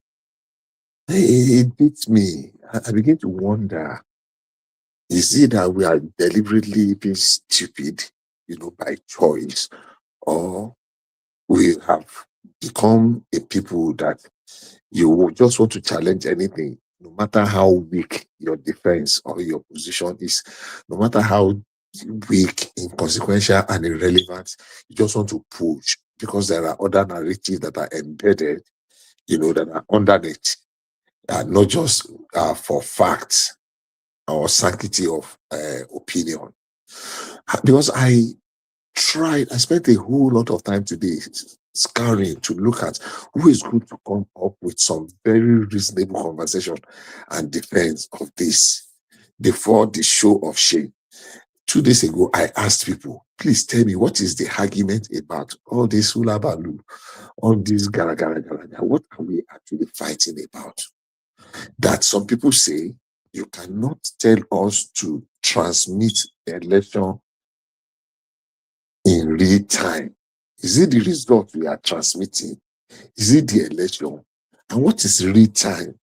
In an election that you will finish, somebody will take the picture and will now send, and they will now upload. So let us assume without considering that either by deliberate sabotage or by force majeure or just error, those things were delayed. What is the punishment that we are prescribing? Are we going to say we are going to cancel the whole election because results were not transmitted in real time? And it is not transmission. But people can choose to, they will begin to talk about, what do you call it now? Synonym. What is the definition of transmission? What other word can we use for transmission? And we're going to be on that hill for like God knows how. And that's why I felt very disappointed that people that ordinarily should know, should be able to dispassionately, dissect the topic and come up objectively. You listen to them and they are talking from 7, 8 sides of the mouth. I won't mention them so that I don't want to sound like I'm disrespecting some people, but supposedly respected people are struggling to justify that it has to be real time. All the world are doing real time. Ghana is doing real time. Uganda is doing real time. Rwanda is doing real time. Philippines is doing real time. Bangladesh is doing real time. India is doing real time. And I will go back and I will check. And there is nothing like that. Why are we like this? In a context, one person must win, one person must lose. How come we have made elections to become so contentious that even the person that is not capable of getting 2% of the vote will still go to the and shout that I was rigged out? In Nigeria, it has become a pattern now. Nobody loses or lost in an election. Everybody that does not win was rigged out. When they will say, oh, I was outspent, even though the man too spent money. Some people that will not even garner the vote of their own household, of their communities, of their family, their compound, their street. Not everybody there will vote for them. Yet they will come up and shout, oh, and we are doing so to discredit every effort. I keep telling people, and I was engaging in a conversation with somebody today that our last election, 2023, was the most improved election in recent times. I was not there when they did the election in 1960s. But from 1917, I can tell you, at least I witnessed those ones, I can tell you confidently that the 2023 election was one of the most improved elections because we were able to eliminate a very critical area. In 2015, we had an issue where they were using incident forms, and the courts messed up that one by saying the only way you can prove over voting is not by the number of the accredited, but by the number of registered voters. How?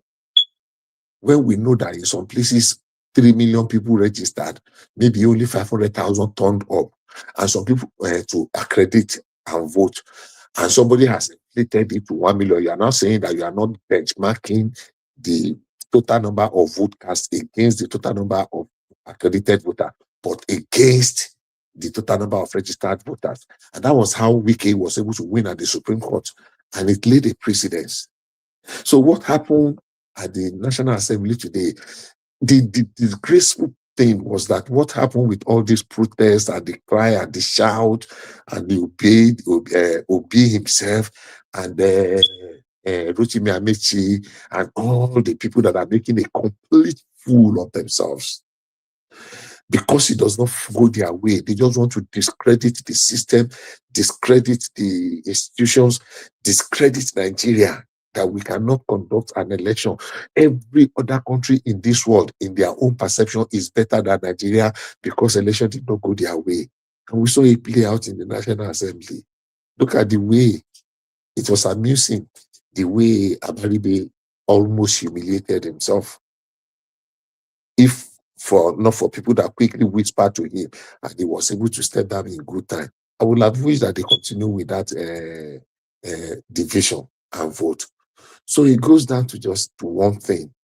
I think what we have problem with is not with our electoral system, not even our law, not even the law that guides. I think it is the attitude of an average Nigerian. If we need to work on something, it is to reorientate ourselves and to change. I was a little bit disturbed immediately after the last election and after the pronouncement of the Supreme Court, when I was expecting the leading contestants in that election to come out and say, okay, the election has come and gone. Oh, now it is time for governance. But they continued with this heckling. At every given opportunity, Peter Obi will never cease to bring Nigeria down. And he has a mob of headless myrmidons behind him, shouting themselves hoarse at abusing everybody, disparaging, abusing Nigeria. We were here when we were comparing Burkina Faso, and we were justifying the coup in Burkina Faso and Niger, and we were calling for a coup in Nigeria. When we were justifying, some people even said Nigeria cannot stand Niger, that Nigeria wanted to fight a war against Niger, and blah, blah, blah, blah. And people were following. And I mean, sometimes after we have had our conversation here, I'll go back and show me your opinion. Is it that I'm really this dumb? Because I cannot fathom it. So what happened today was good. There is no way we insist. It was a booby trap. It was a time bomb. Because anybody can, with minimal effort, can cause a disruption in the transmission of that election. And they will say, oh, because it is in the law, that means it has not complied. If people could argue that and Abuja 25%, and they will go to high heaven, they will go to any level to prove that nonsensical, very rapid, irrational argument that it must be 25%. And we have lawyers, seasoned senior lawyers, coming for that with that kind of argument. And they assist. So they will go to court and say, oh, it was not transmitted real time. How can we transmit an election that was not conducted electronically, real time electronically? So there is big problem if we continue to waste time and dissipate energy on very simple things that ordinary primary school, very intelligent primary school children can analyze, and you will get the cross of the matter. And we'll keep pulling ourselves and dragging ourselves. And some people are going there carrying mattresses. And I saw, what's the name of this guy? This useless minister, no apologies. Dalong, Solomon Dalong, lying on mattress with people with the likes of sorry, Bishop. I saw him come out today or yesterday, and I wasn't quite sure what he was saying. He was making some vague and some silly threats. Yeah. No, that makes very sense. So him lying on mattress with Peter Aka, the state and capital guy, and the one they call Mama P, and he's just ranting and making noise. Is this how we want to grow our democracy? We are not there yet, but we are making very steady progress. And I will always say, slow and steady wins the race. We lost some time under Buhari, unfortunately. I mean, yeah, I supported Buhari. He disappointed me. Second time, I felt very bad with some of the decisions he made. And I think Buhari was just completely gone. He shouldn't have done that second time. But where we are. And I have consoled myself by saying that Buhari was the price we needed to pay to have a Tinubu presidency. Tinubu is on the right trajectory. Nigeria is going to win. Good thing they were not able to bully and intimidate and stampede the National Assembly into falling into that booby trap of saying they must make electronic transmission of real-time electronic transmission to make it mandatory by putting it into our laws. That would have been a very terrible, terrible, terrible mistake. So I say congratulations to Nigeria and Nigerians, and I wish that we can learn from this and move on. I was listening to, unfortunately, I've not finished listening to Seriake Dixon, but it was beginning to make sense that, look, the truth of the matter is that somewhere we cannot be calling for electronic transmission real time when we're not having electronic election. It's still a paper trail. I don't know how many times you are going to tell people that IREV is not a collation, what do you call it now? It's not a facility for collation portal. It is a viewing portal for the public. It is where you can just go, to get information for your situation room. INEC is not going to be downloading those and collating results and adding 1 + 1 + 2 + 2 from that IREV. IREV is just for you and I and every other person that want to monitor it to be monitoring. And everybody is talking about a glitch. We saw what happened there. I don't know. God will help us. Thank you for the opportunity to express our views on this. I hope one day our viewership or the viewership of the platform so that dispassionately people can dissect these issues and talk about it, without some people breathing down the neck and making. And sometimes you get into argument with some people and just wonder, say, is it real? Why are we thinking like this? It's a victory for Nigeria, it's a victory for democracy, and it's a victory for the National Assembly because they were not stampeded. This one that people have professionalized activism and CSO. Is it CSO they call them? Reliability. Yes, civil society, whatever. They have turned themselves to know all. I think we have more CSO and NGOs and activists in Nigeria than the entire world put together. I'm not just talking of America or Britain. We have more professional activists in Nigeria than the whole world put together. And they have, and another point. Some of the people that are doing causing real dangers to our democracy is our half-baked, semi-illiterate on-air personalities. That's they are on TV. They are just springing out of everywhere. There's one that puts a red scarf on her head, and then there's one that does dada, and then there's very dark man, there's very green man, and a man. So even talking about the cyber TV talk heads. That's what. Not even just cyber. I'm talking of even radio station and TV stations. Everybody has an expert opinion on every topic, and when you listen to them, they are as empty as Bishop TV, Baba TV, Shioma TV, all on YouTube.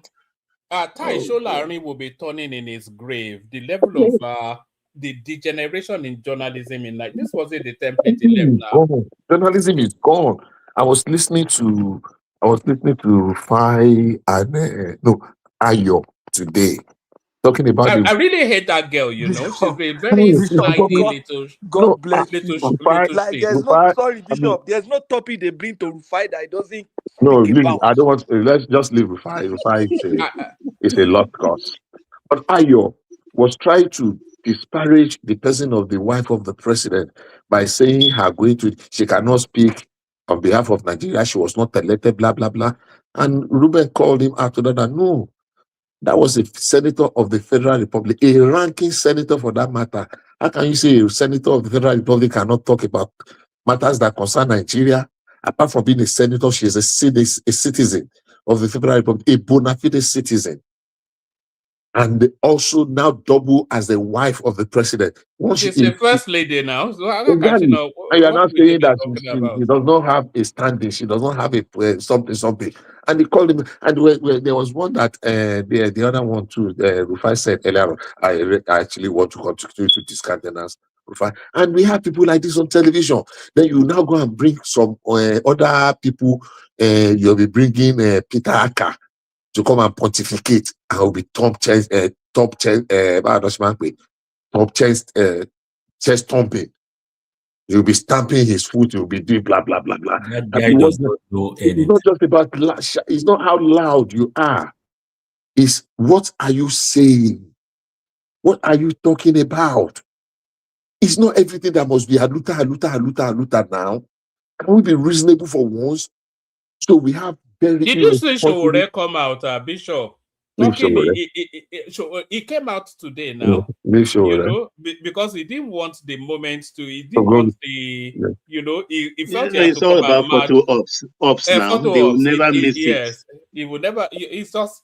It's getting ridiculously ridiculous. Getting very ridiculous. And you know, the painful part of this thing is that we waste precious times that we should have, gain momentum in some other things.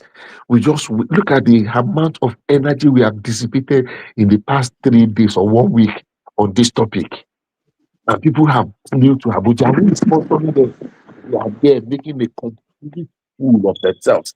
I listened to El Rufai and I almost wept today, all the way from, yesterday, all the way from Egypt, saying I would have loved to be there if he were to be in Nigeria. He would have loved to be in that protest with Peter Obi. And El Rufai, the revered El Rufai. I'm not blame Rufai. Now Tinubu I blame. In that interview, when he called, that one's supposed to be standing. When Rufai called, I used to moderate my thinking about him, even though I'm not really pleased with a lot of his conduct and his utterances. But when El Rufai descended so low to call Akpabio a scumbag. Yes, I saw that. I saw that. No, So if they are stuck in trade now, he has a we're not very worried. No one bothers about that anymore. that was he has a very inelegant way of speaking, El Rufai. He's an inelegant, very uncool. he's an inelegant, uncultured dwarf. I mean, take anything. Oh my goodness. I mean, I listened and I almost puked. Almost threw up that what? So good luck to Nigeria. His second boy calls the president Escobar now. I mean, all those things doesn't bother me anymore. But we shouldn't be accepting that sort of. How can you call the Senate president a scumbag? You've been a senior politician. And the guy was questioned, and he still insisted. He doubled down. I mean, if it has to be on a but that's the defeatist attitude anyway. They know they've lost. They are down there in the hole and they continue digging. That's just it. It's now street insults now. Exactly. That's the politics now. I want permutations, people that want to permutate and come and pontificate, to come and tell me how Tinubu will not get 25% in the southeast states. I'm not talking of south and southwest. Those ones are already a forgotten conclusion. I don't see how Tinubu will not get 25% in all the southeast states. Don't see how we will not get 25% in all the north central states. You see, south, and southwest are already in the bag. Whatever anybody wants to say, it's already done. Bishop, so these are the early days. Leave those ones. Bishop. Yes, sir. Will not 2 more minutes, Bishop. 2 more minutes. He will not get it in the southeast states. That's it. I don't. I'm sure Tinubu is not even. I'm sure Tinubu is not even expecting 25%. Who is speaking? Ola? No, that's Patoske. Oh, Patoske, Babalaye. Babalaye. Do you want to put money on that? Babalaye. Yeah, I hear you, my brother. I have $1,000 to put into that. Tinubu will get 25%. I have $1,000 to put into it too. No, he will get 25%. In Anambra, even they will get 25%. He won't get.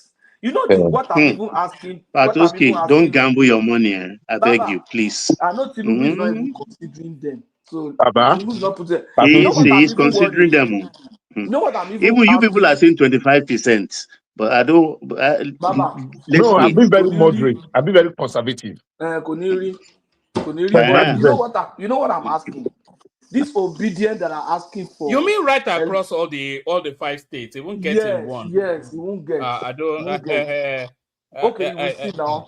Now, but what I'm saying is that you know what I'm even asking, Bishop. This obedience that are calling for electronic transmission. Obi that got about 90% in Southeast, was he electronically transmitted? So if you knew what you did in the South side, you were able to get 90% of the, why not go and replicate it in other states and get at least 50% and then you win? It's bullying. At least got 90% without electronic transmission. So why not go and use your strategy if you think your strategy is a good strategy? Go and use it in Southwest, go and use it in the North, and then win. That's my own advice to them. Please, before I go, Mr. Woman, I've not had Ajane Koko and Thomas, and who is the other person? No, Thomas was around in the morning. Oh, okay. I've not met him. I've not heard of him for a long time. Too. I've not had Ajane Koko since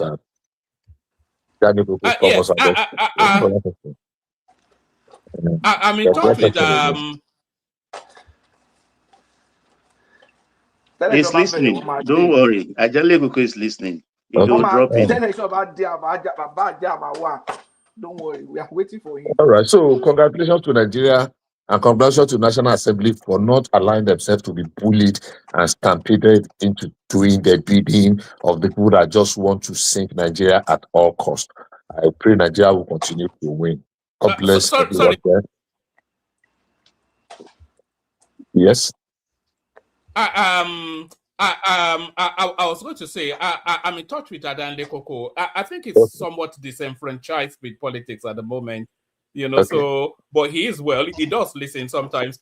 In fact, most times he listens because he always contacts me to say this said that and that said this. So he is well. Hopefully he will rejoin. I don't want to push him too hard, because when the spirit doesn't move, then you don't want to. But I encourage him to come back every so often. And by the way, humble. If you want to come back up, because you can balance the conversation, because I think you have a different narrative. I saw you come up and drop. So humble, if you want to come back up, come back up. But we take the conversation in the direction of, thank you, excellently put by Bishop right there. We take the conversation in the direction of Patoski. On our way to Patoski, can we implore that if you are not already subscribed, please subscribe.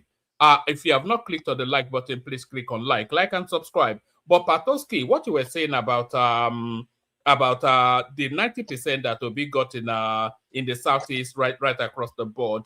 Let me play you this, and then you come in after it. Did you know this thing you are producing? It is only INEC that has rights to produce it. Don't know. You don't know. And they are using it in the north, in the east. The east. We did some jobs for them.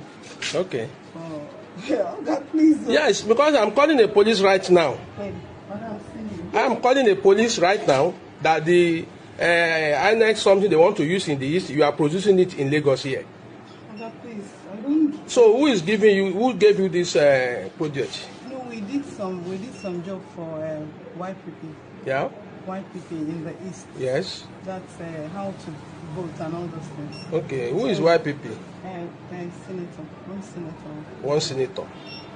Let me show you the job. Please, I don't know anything about this, so please.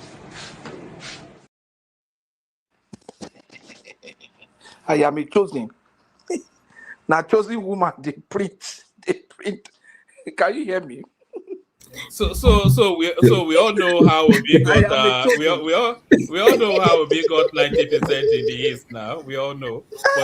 But rigging machine. Sorry, yeah. before you get Patosi, a few weeks ago, my apologies. A young man released a report that he conducted his PhD. What do you call it now? Research on the election, and they came up with a verdict that where the election was most compromised, the worst election, the rigging took place in the Southeast. I was expecting our know all, see all, know all on air personalities on TV to bring it and deliberate it. None of them, not a single one of them, is called. I don't know if anybody read that report. A report of a young man that did the research. Several, even in the EU, they alluded and the guy to that. said that the worst election took place. But nobody bothers about that because the worst the election rigging has was been won and perpetrated to lost. the Southeast. That the worst rigging and the worst intimidation. Bishop, is this what you're talking about? I have it. This is it, isn't it? I was going to do a piece on it. I probably will still do a piece on it sometime. The guy did his PhD. That's what you're talking about, isn't it? Is that it? The Tinubu. It says I did. Yes, the Tinubu. Yes, the guy did a PhD it's one of on them. that last election. One of several. Yeah. Okay, master's dissertation. You see, what I'm even thinking is that, okay, if you know that you are an expert, you are wanted by your people want you and everything. You've done well in Southeast, even though it was not electronically transferred. So how did you do it successfully? That they could not maneuver you, that they could not rig you? Was it because you had agents at the polling center? Was it because you had mass support? At least you won Lagos State, even though it was not electronically transferred. You know those kind of things. So why can't you just go and do the same thing in Edo State, in Niger State, in maybe Kaduna, Kano, and then you just win? You just only even need to do small and win 30% in those other states. With your 90% Southeast and substantial votes in South, South, and Southwest, you'll be coasting home. So I think they are just not being sincere. But there's a flip side to that thing. You see, my challenge with this current system that we are running, the current system puts a lot of power in the hand of the sitting government. such that if you have a sitting government that is very strong and good, once they jettison zoning, because zoning is not in the constitution, a northerner can continue to rule the country. The current system, we are doing it now because Tinubu is there. We say we know that, okay, maybe we will not rig and everything, and even if they want to use power of incumbency, eventually Tinubu will use his power of incumbency and it will come to the south. By 2031, a northerner will be there, and that time he will just leave it as it is, and he will continue to use this. He can use it to install another northerner, and they can perpetuate themselves. That's the flip side to it. The current system allows for a lot of rigging and manipulation, though not as much as it used to be before the previous electoral reform. No. But it still allows for it. And we know that there's a lot of rigging at the collation center. But the current system took the rigging, reduced the rigging at the collation center, increased the rigging at the polling center because people buy votes. That's why you see a lot of people paying so much for votes, because the collation center rigging has been reduced. I think it started getting reduced around 2007, 2011, because I monitored election in 2011. I was an election observer in 2011 in Ogun State. And I saw that because the rigging in the collation center, I think they did so, there was some improvement. So I saw, my observation was that there was a lot of rigging at the polling center. They bought the agent of all other parties that time, PDP in Ogun State. But at least at the polling centers that I observed, they bought the agent of the other parties, such that those ones just went somewhere and sat down. And then they were buying the votes. They will pay you. You will go in to the polling, the place where you vote. Most of those people, they don't have like polling centers that are in corner piece. They vote in classrooms. Those ones that have polling centers in school. So there's a classroom designated. You collect your ballot. You understand? What I observed then was that there's a PDP guy at the entrance of the polling of the classroom designated. You go in there and vote. He will not go in there with you. Once you vote, you raise the ballot and show him that you have voted PDP. Then you will fold the ballot and go and drop outside. Once you go outside, he will signal to the PDP man that will pay that person actually voted for them. So you will now go and collect your money. So if you really don't want to sell your vote, you might not sell your vote. But I don't know what will happen to your safety if you didn't agree to show them. Because the moment you don't show them that you voted for PDP, it's presumed that you voted for another party, And these are communities that everybody knows everybody. My observation was at Ajebo. There are polling centers in Ajebo. And there are polling centers in Okileo where such could not be done.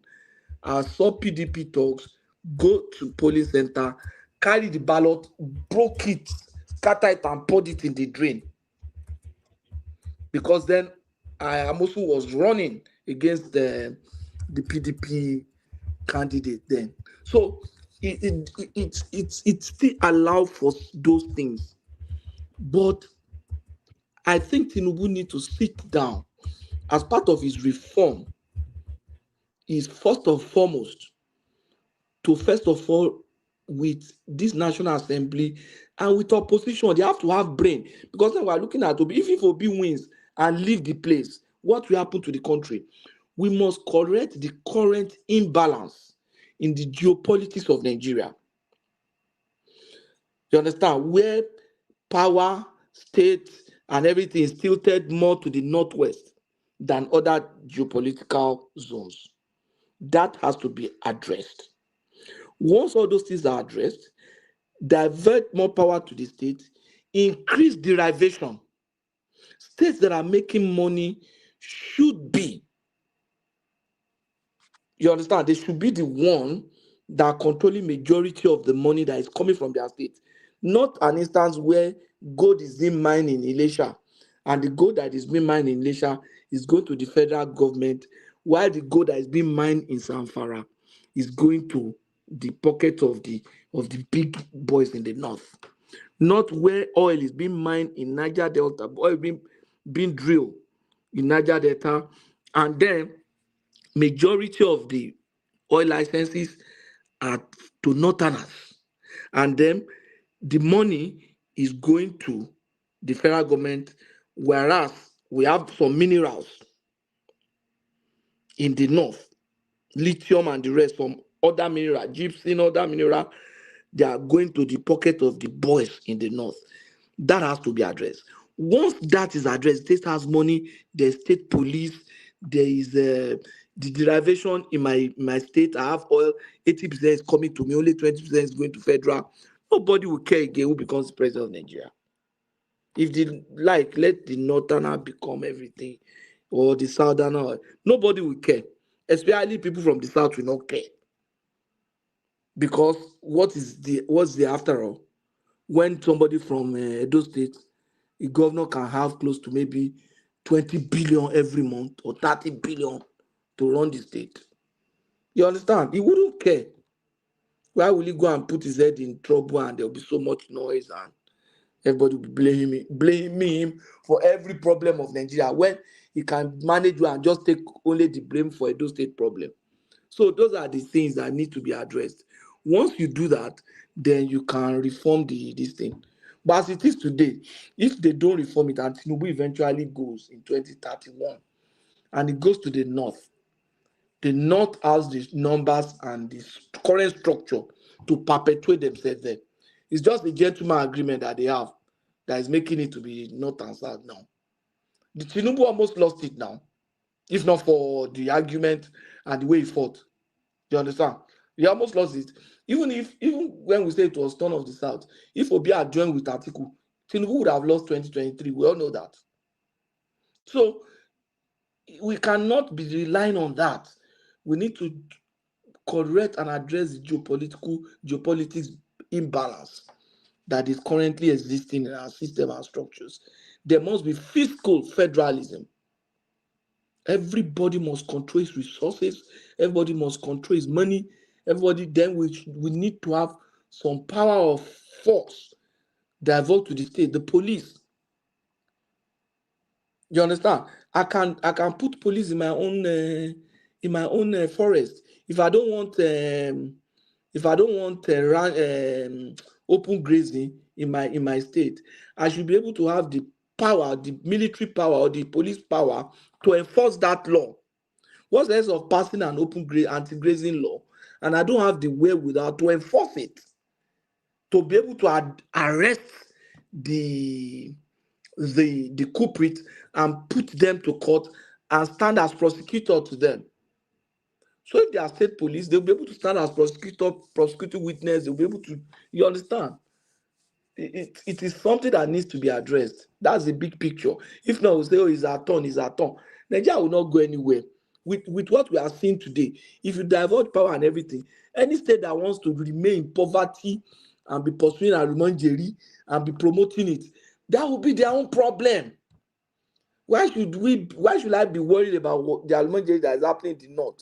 I should have been worried if their leaders don't want it and they made all the effort to address it and they can't address it. But if their leaders are promoting it, then why should I be the one worrying for it?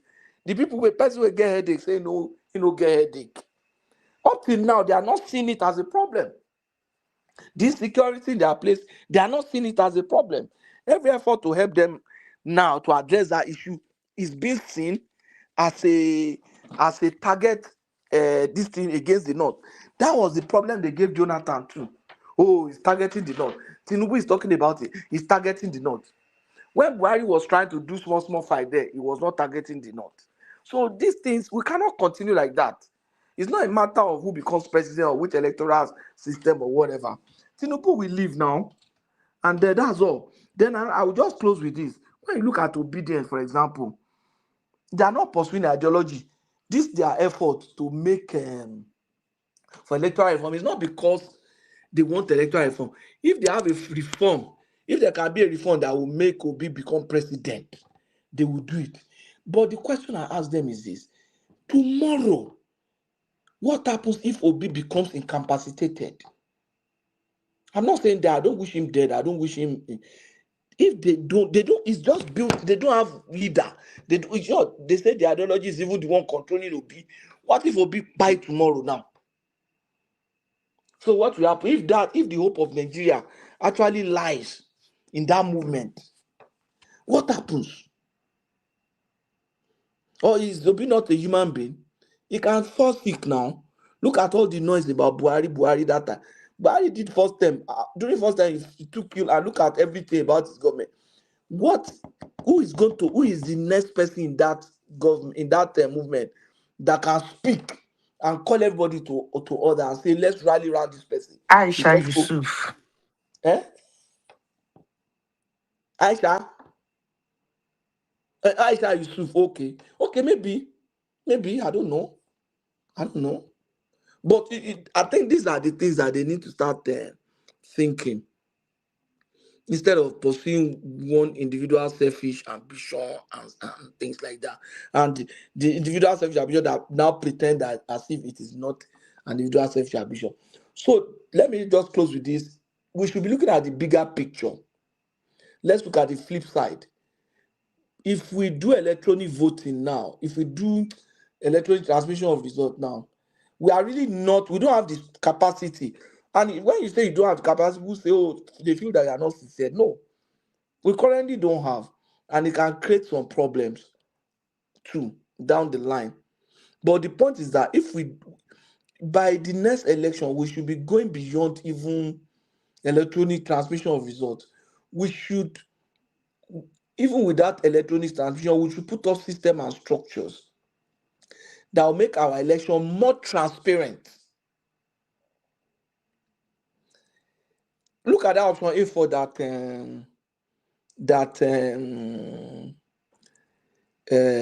Nwosu introduced that time. People just queued behind. It's cheap.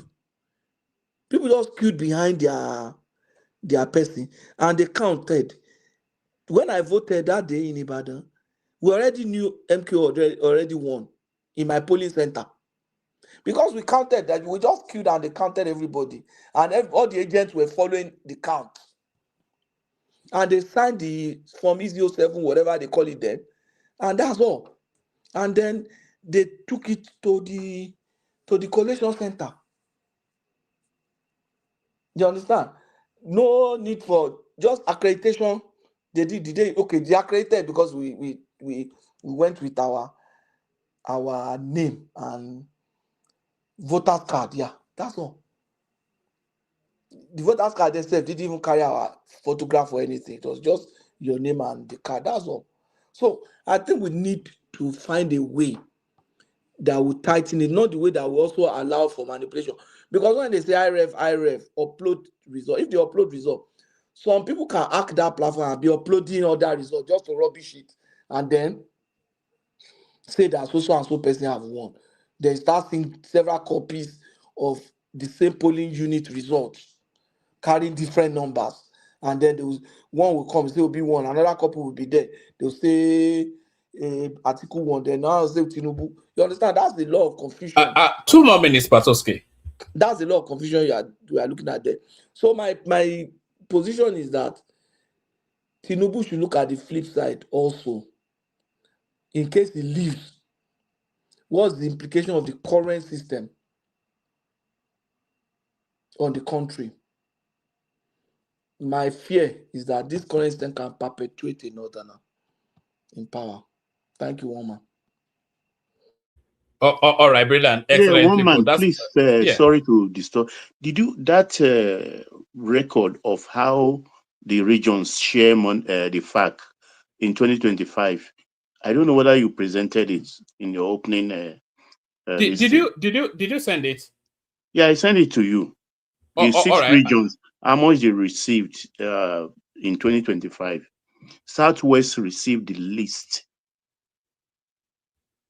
Let me send it again. All right. Is it one of those Reno ones that you sent? Exactly. Is it from Reno? Yeah. All right. I'll have a look. whilst I'm having a look, Patoski mentioned earlier about Peter Obi getting 90% of the votes in the Southeast. So here is how that happened.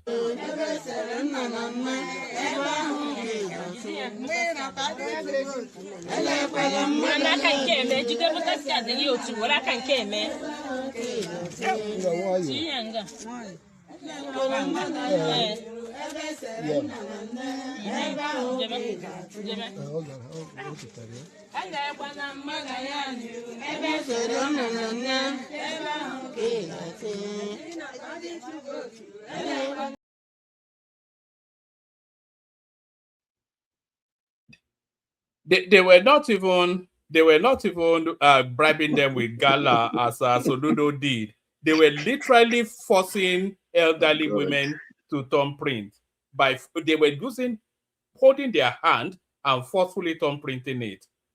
So unbelievable stuff. Sorry, we're not seeing people click on like and subscribe. How are we going to get to that 100,000 subscribers if the numbers are not here? Can you let Zita tell us the meaning of that song they were singing? Zita doesn't understand Igbo now. Prestige outed. I think that song has a meaning. I know they used to sing that song when I was in Enugu during election time. I think that song has some deeper meaning. Doesn't have any deeper meaning. That just calling the logo of the party. That's what they're telling them. Like when we were young, when we were very small, they used to sing Ebe Seremado. That is Zig's party. Ebe Seremado. They would just say Ebe Seremado. That is where they have a family. That used to be his logo. So when they say Ebe Seremado, you know that's where you're going to Tompri. So this one is Labour Party. They said where they have father, mother, and child. That's where you are going to put your hand. So okay, you know, and that it fits like a Zig's logo too. Because it's in Madu too. The Labour Party logo has a Madu now. No, it's not Madu. They said Nna, Nwa. That is family, father, mother, and children. That's what they're singing. Okay, because I know they used to sing it during election. Okay. No. It was during the time of Zik. It used to be, sometime it used to be Inche. That is umbrella. That was PDP. Then it just to educate the uneducated. They're just trying to tell them what the particular place they're supposed to put their hands, thumbprint rather. But this one they're holding their hands to, I don't know. It is what it is. All right, Zita, floor is yours. Oh, is it my is it my turn? Woman, these pictures you put up there, this lady on a lighter mood, is she Labour or ADC? You know, she was actually listed as an ADC coordinator, but she tells us she's Labour Party. Confusion everywhere.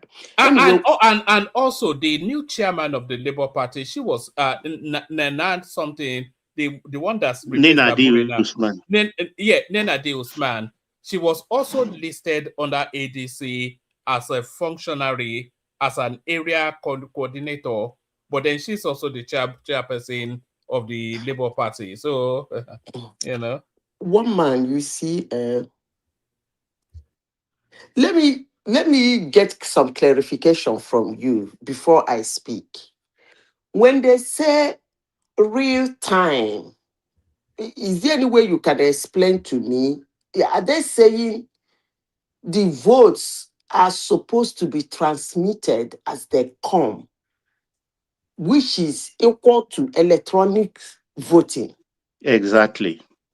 Or are they saying that when the poll closes, every result should be immediately uploaded, which was done before? No, as you are voting, it's registering on the IRF. That's Who does that? saying. No. There are Ask them. Ask them. yeah. Just to clear it up, Zita. So there are several layers to it. I don't think these people have any understanding, because I think their understanding is that as soon as you turn print, it will immediately reflect on an INEC server. So that would be electronic voting, but that's not an option. What is actually in play is, there are different stages. So you go through the beavers to check that you are registered to vote, and then you cast that vote, and then it's then counted and agreed by all the party agents. One man, and you're then not explaining it to me well. No. Which one is done electronically and which one is done manually? Wait, I'm taking you to where the contention is. So it's counted and agreed by all the party agents. So after it's counted, then they take it to a coalition center where it's then uploaded. But what they're arguing is that at that point, after it's been counted and agreed by the party agents, it should be uploaded right there from that polling unit, rather than it being taken to a coalition center where it's then subsequently uploaded. So that's their version of real time. Okay. It should be uploaded at the polling unit.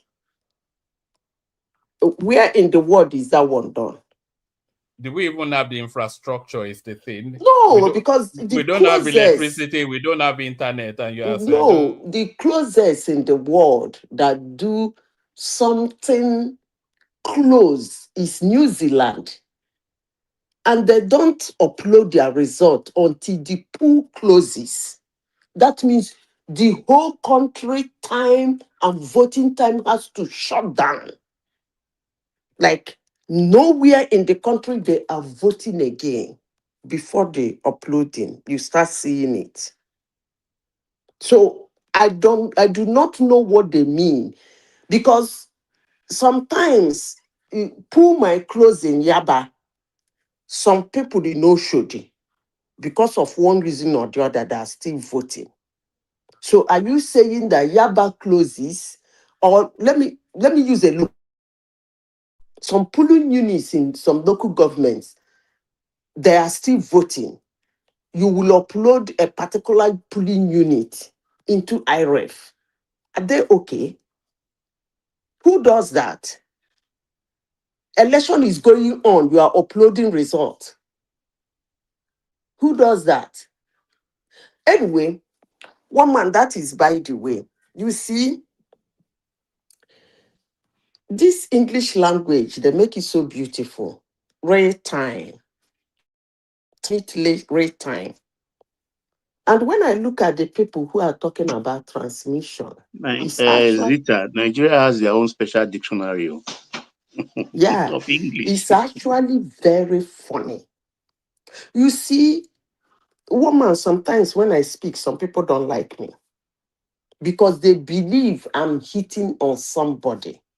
But no, I'm not hitting on somebody.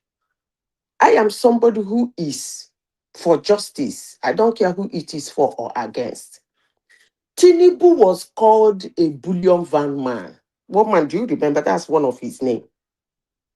One of his names. Bullion van, right? They said he used to use bullion van to carry money.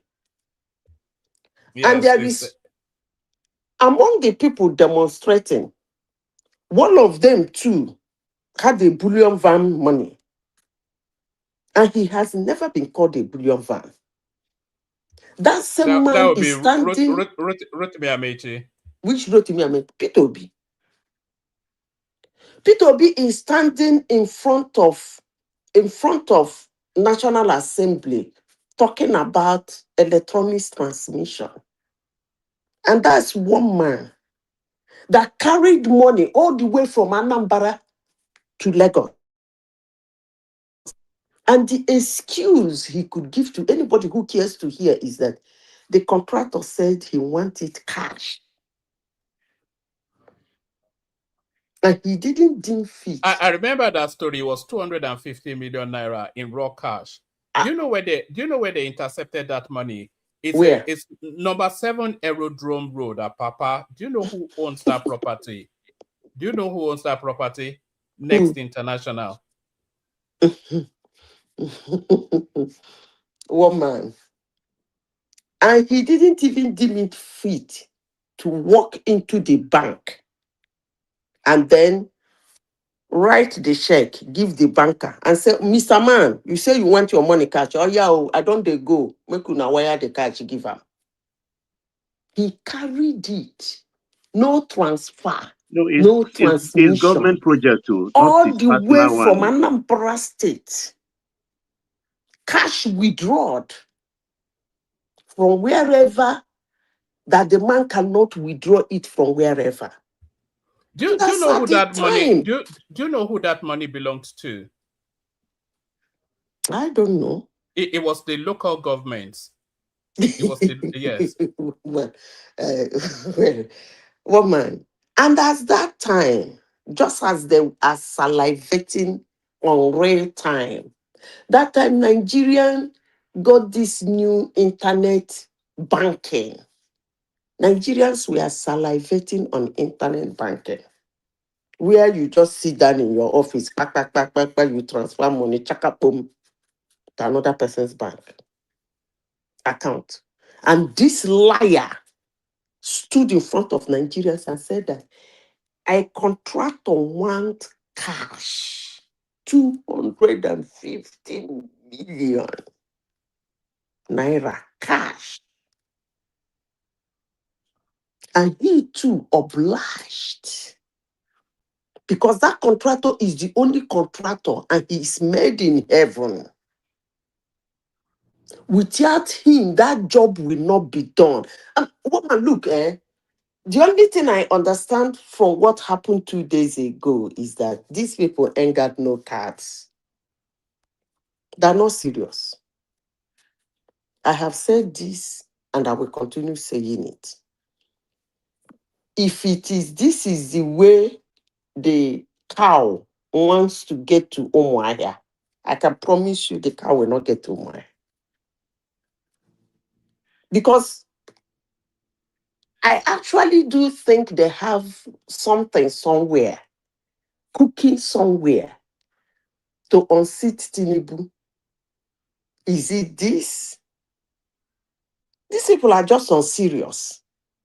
And honestly, sincerely speaking, they are not planning to win the election, but they are planning to cause chaos after they lose.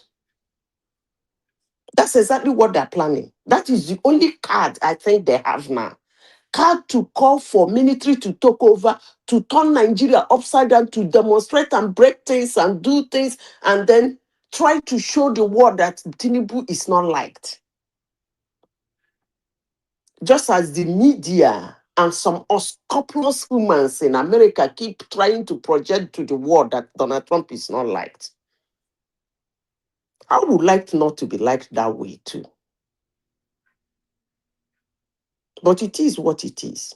Tinubu will come back. He will even win more vote than he did before. Still, they will project him as somebody Nigerians don't like because of these things they're doing. One man, these people are not, I can't see anything they're planning to win this election. No. But they're making heavy plans to disrupt Nigeria after the result is being announced. That is all I can see. Because I really do not understand this kind of madness. A man who has transmission all of a sudden is falling in love with transmission. A man who carried 250 million naira cash for all the way from Anambra State to Lagos couldn't transmit it. Is now asking for transmit. Nigeria is actually a yo-yo. They really do have costs. This some of them say. Zeta, you know that anarchy that you say will come after the elections. A lot of it will depend on how Peter Obi, how he handles his loss. You know, if he because he knows after that election, then he knows that ends his political career. If he douses the tension amongst his own people, then there won't be that anarchy.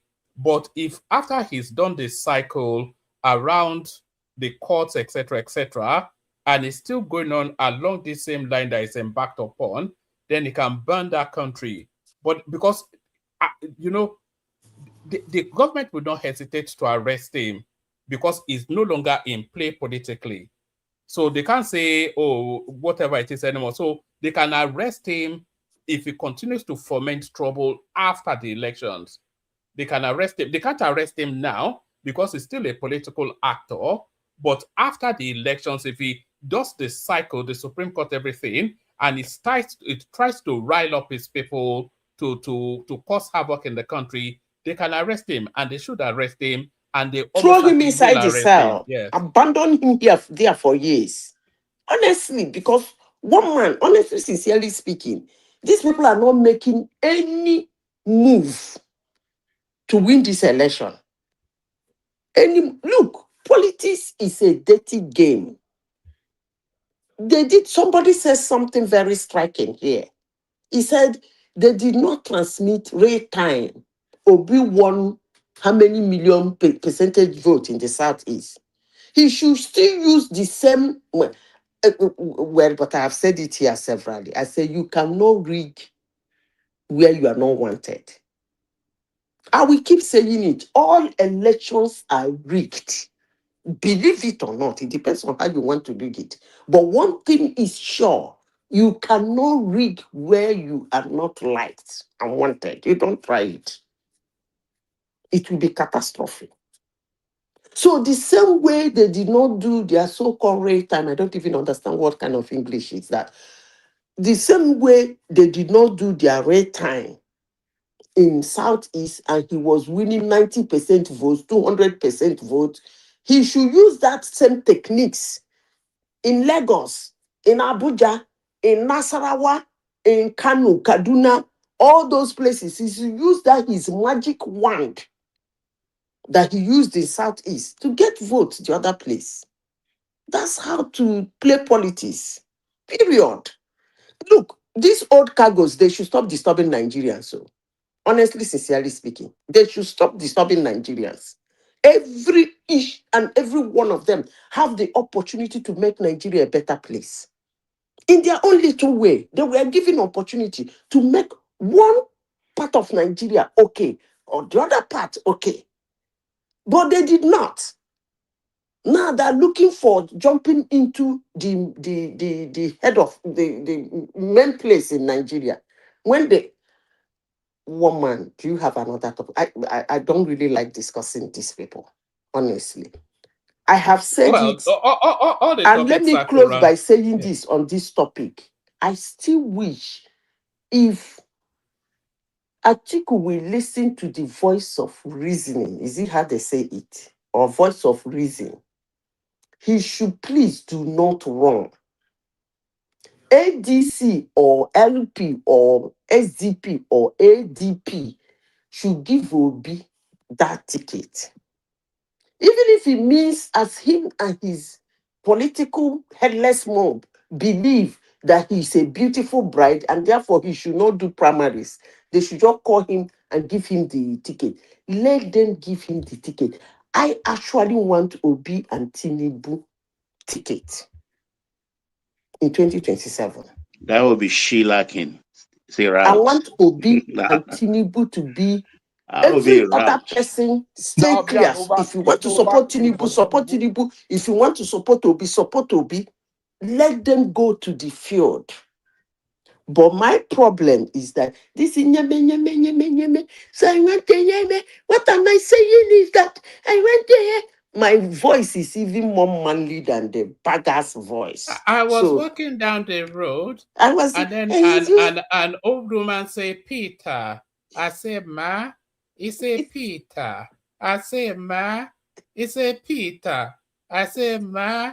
You do wow, you got oh God, that guy, man. He's a character, you know. He would have done well as a comedian, you know, because it's certainly a show, you know. He say, Peter, I've been wearing one wristwatch. I bought Look, this don't, wristwatch. Zita, woman, don't be But fooled I by used that. to buy one fuel. It's only one fuel I bought in 1979 that I have been using to drive my car since I was a governor. I That's have another never new bought one. any other car. I used to remove money from my pocket to come on now. I mean, a man who stands in Ikeja and A told us man that whose the father property is is owned by Next, come to and Next tell is me owned by nye, his nye, nye, brother. nye, nye, nye. He went to trade fair where he owns 200 shop by deceit and claiming he's Next. Everything is Next. And you are Next. He doesn't even know the corporate law. Why did they say corporate law? It's a citizens of his own and somebody is behind it. He talks anyhow. So, but you know when Tinubu tells them he's not Alpha Beta, they will say it's a lie. Oh, that's a different case now. Obi has Now, a different measure, tape rule. Tinubu has a Zita, different tape rule. Woman, do you know Zita, why? should I show you how poor Peter Obi is? He's an extremely poor man, and I have video evidence. Do you want to see how poor Peter Obi is? Let me show you.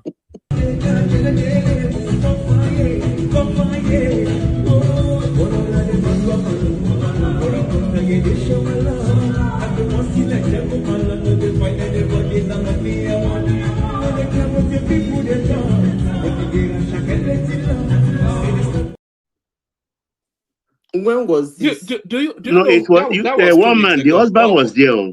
Hold on now. Obi was there too. Do you know who that is, Zita?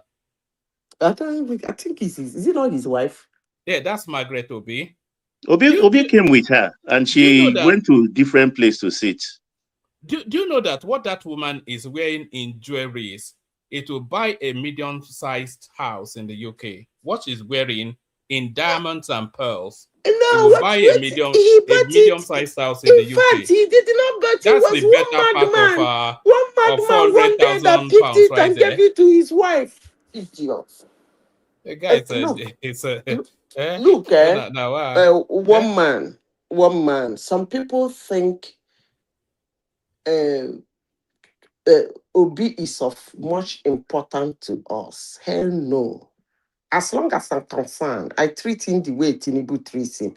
But for us to keep the discussion going and to keep the floor moving, for some headless mobs who want us to discuss him, I keep talking about him. As long as I'm concerned, he's personal non-granta. And most times when we discuss him, I'm trying to showcase who he is, number one. Number two, what they're planning to do to Nigeria after the election. They have already started. But And Azita, in that's terms all.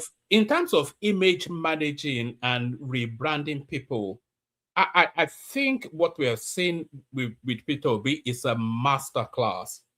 Yeah. I'm not sure that anybody else has globally has been rebranded as excellently as that guy. They did that in hardened 2019. Really They amazing. did it in 2019. I've Really never amazing. seen anything. A hardened criminal, somebody that stole. We've done that story severally now. Somebody that stole 250 million naira in raw cash. In raw cash.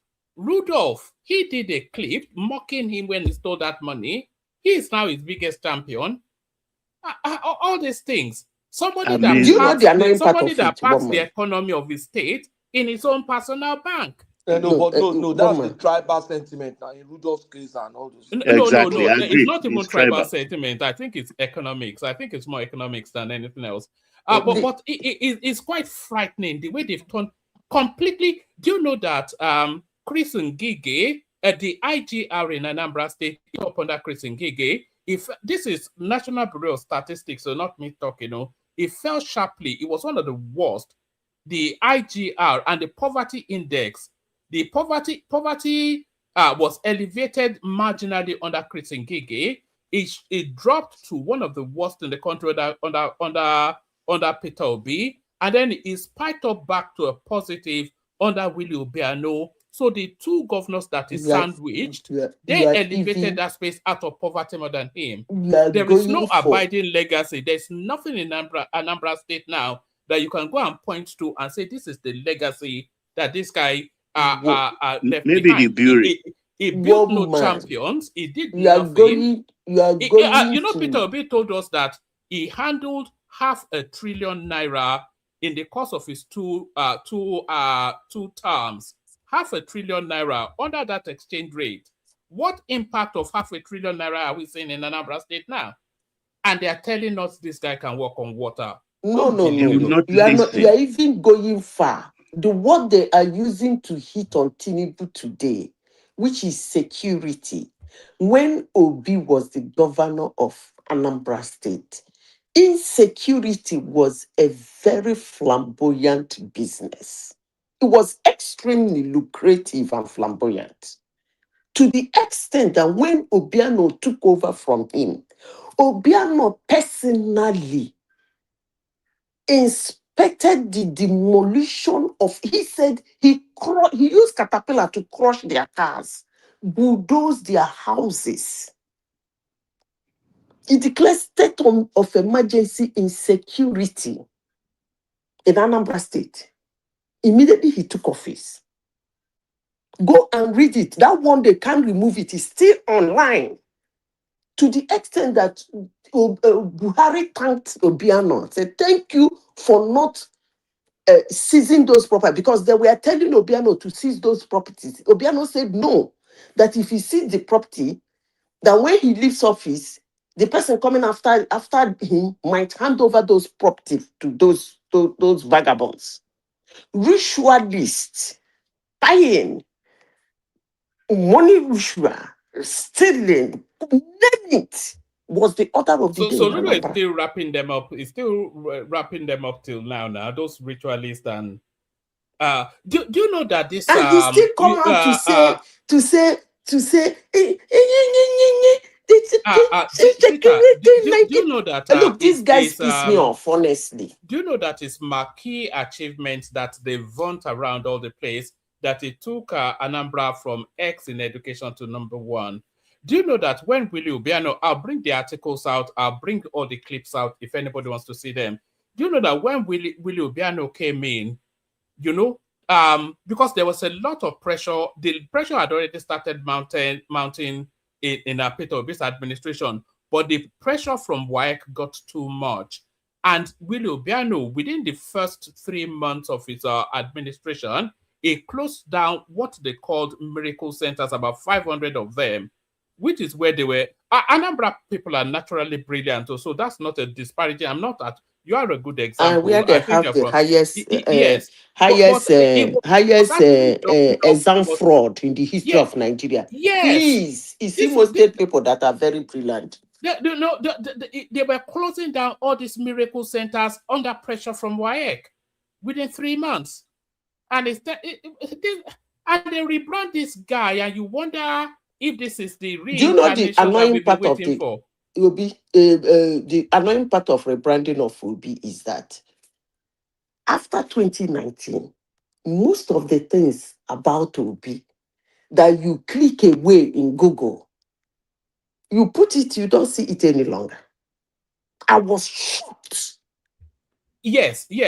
There is it's an impeachment petition which somebody sent me.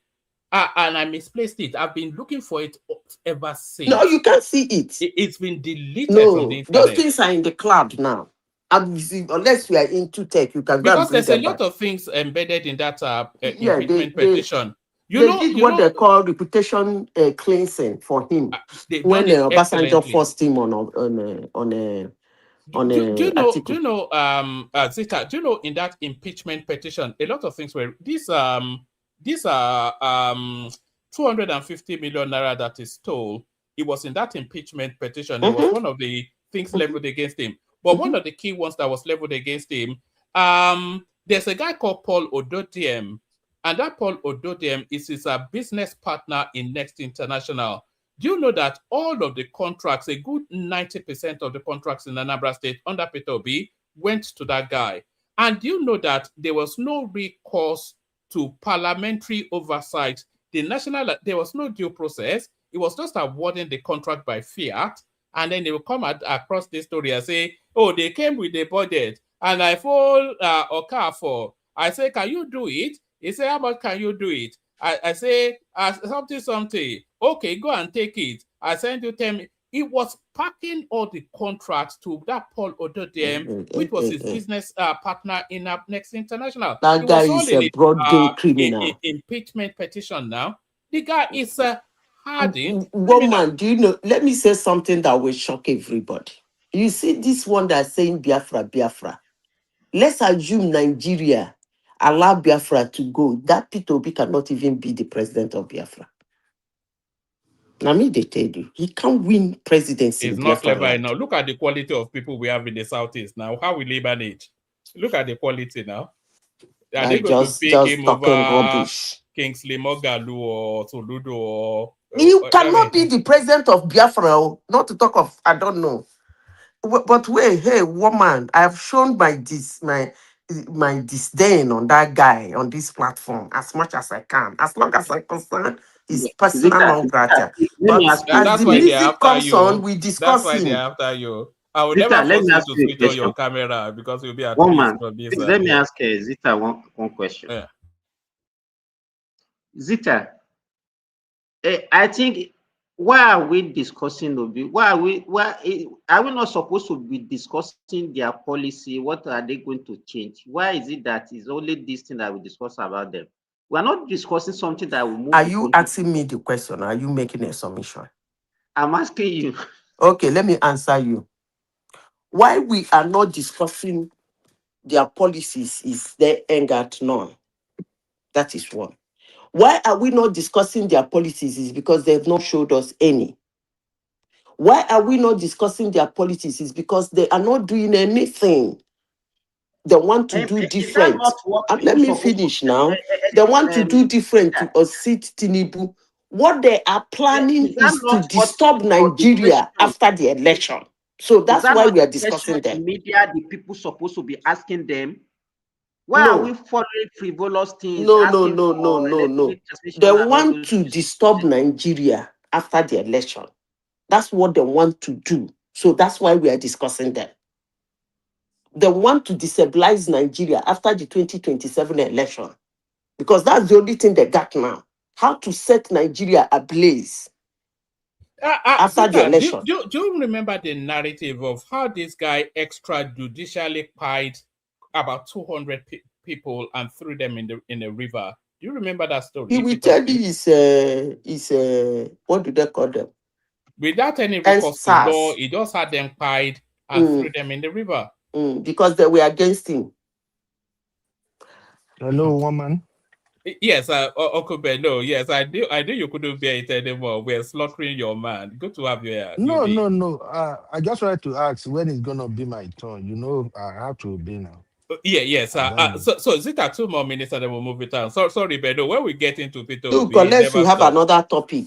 As long I as have I'm other topics, concerned, they but don't let's have... move it around so that and then once we get other voices, let's go to you, UB, because I know you are joining us from work. So the central piece is Godswill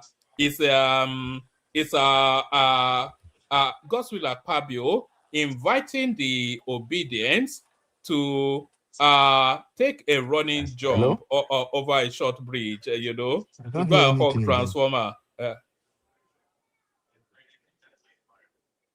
You'll be in the building. Uncle Benno. Oh, yeah. Oh, Benno is joining those us are from. The people that want electronic transmission. No, Of course now. Or is Hardin is as obedient gets. That's why I like to have him here because he counterbalances the conversation, and other obedience can come and join us as well. You get equal measure to speak as you will. There's nobody restricts anybody He's calling here. from America and he cannot connect. And No, it's connected now. It's joining us from work. So, the dollar has to be made first. We'll go to Prince Daddy and then we'll look back to Uncle Benno when it's ready for us. Prince Daddy, are you with us? Hello, man. Hello, one man. P. Diddy. Hello, one man. How you doing? Hello, man. How buddy? I did. Yes. Let's Dr. Simba go ahead. I'll just listen to you guys. I'm not sure the topic. All right. I think Beno might be ready for us. Yubi, are you ready? I saw him on mute just now. Is that work? So he has to balance. Simba. So hopefully this draws a line under it. But I think the narrative for the post-election drama, in fact, the whole election will be dramatic anyway. Just off the back of this, because they'll just be wailing and gnashing about electronic upvoting and whatever. This clause, it creates more mess than resolves anything. Should Akpabio should it not just have invited them to fuck off and leave it at that? Good morning, everybody on the platform. Good morning to you. If you recall what happened after the 2023 election, it was this same thing that they were hammering on. Oh, why was it a glitch? Why didn't they transmit a result on real time? And that was why they said, okay, the whole thing was rigged. As Zita said, I think they are preparing ground for chaos in that country. They knew, or they already know that they cannot win that election. So they have started giving excuses. Even if you remember the last time Okubeno came here, he said he has given up. He has given up on something that Tinubu will win, whether we like it or not, is going to win that election. That's what they are going to do. And those are the things that they will give out there, even to the international community, that the election is not free and fair. That was why they lost. But we are Nigerians, we know that they don't even have anything. They are not even prepared for the election. They don't even have any grant to win that election. But they have this power in the social media where they can peddle their lies and everything to make the international community believe that the election is going to be rigged or will be rigged. So I don't know. I think Tinubu has to prepare for that. Security outfit, because after that election, anything that happens, whether they lose by crook or even by free and fair election, they are not going to accept the result of that election. And so a lot of drama is going to happen after that election, 1 month. So as far as I'm concerned, they are just preparing. All these things, demonstrations that we are seeing, is just a preparation for the chaos that they are going to do after the election.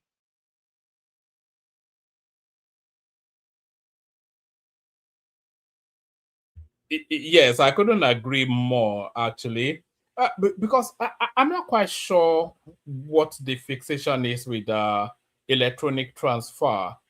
I'm not even sure how that adds or removes anything from the credibility of the elections.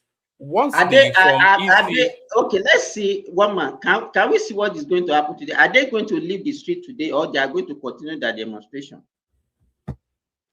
These people are professional protesters. They'll still be on the streets now. If they leave the streets, if they stop all these demonstrations, they say they're going to storm the National Assembly. As far as I'm concerned, what they are past is actually not different from what they are saying before. Because if we are not saying it's compulsory that everything must be transmitted, and to me, if you want, and they left out in real time from the something as well. And they left out mandatory, and also. Did you watch our Hollywood guy? What's his name? Kennedy Concourse interview with Akim Baloyi. Did you guys watch? Not the abuse, the abuse. No, I couldn't bear. I can't bear watching that guy. Unfortunately, I saw it, but I just couldn't bear it. I couldn't. There are certain people that, like Rufai, saying, I can't bear watching him. It jars me. They are competing now. Who can spew out the best abuse or the worst abuse? Oh, scumbag, Escobar. There is nothing they've not. Now everybody has developed thick skin. But what I'm annoyed about is when they will open their mouth, the people, who are the people? Am I not part of the people? You know what I really hate, Baba, is when they say Nigerians this. That's what I'm saying. I don't want what you want. Exactly. What do you mean Nigerians this, Nigerians that? Who are these Nigerians? Tell your party. The majority of the Nigerians voted for Tinubu now, so we already know where the Nigerians are. That statement annoys me so much. Not in my name anyway. All right. Does anybody have any thoughts on these tickets that we're waiting for UB to join us? It's at work, as I said, so the pressure of work. Does anybody have any thoughts on these tickets that Obasanjo is wanting to put together? Is really pushing this hard. You know, it'd be quite curious actually to see if they can snatch. They say snatch it, grab it, and run away with it. I wonder if they can snatch, grab, and run away with ADC from Atiku-san. Obasanjo backs Peter Obi as push for joint ticket with Kwakwanso intensifies. So, what are you making of that? How realistic is that? And is the pressure because Atiku has actually come out to speak to it in the direction of this sort of a narrative. So, what are you making of this? How feasible is it? And if it does actualize, are you with Zita to say the moment they announce that ticket is the moment Tinubu wins? Because who in the north is going to vote for Peter Obi? One man, I think we are overrating the power of Obasanjo when it comes to politics. Can Obasanjo install governor in Ogun State? A governor in Ogun State. Talk less of now say you want to install a president in Nigeria. I think that man should just go and sit down and just rest and. No, but I think you are missing some point there.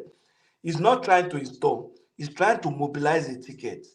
And then those guys. Let me tell you, who are his supporters? Who are the people that can mobilize? Now, he's trying to broker.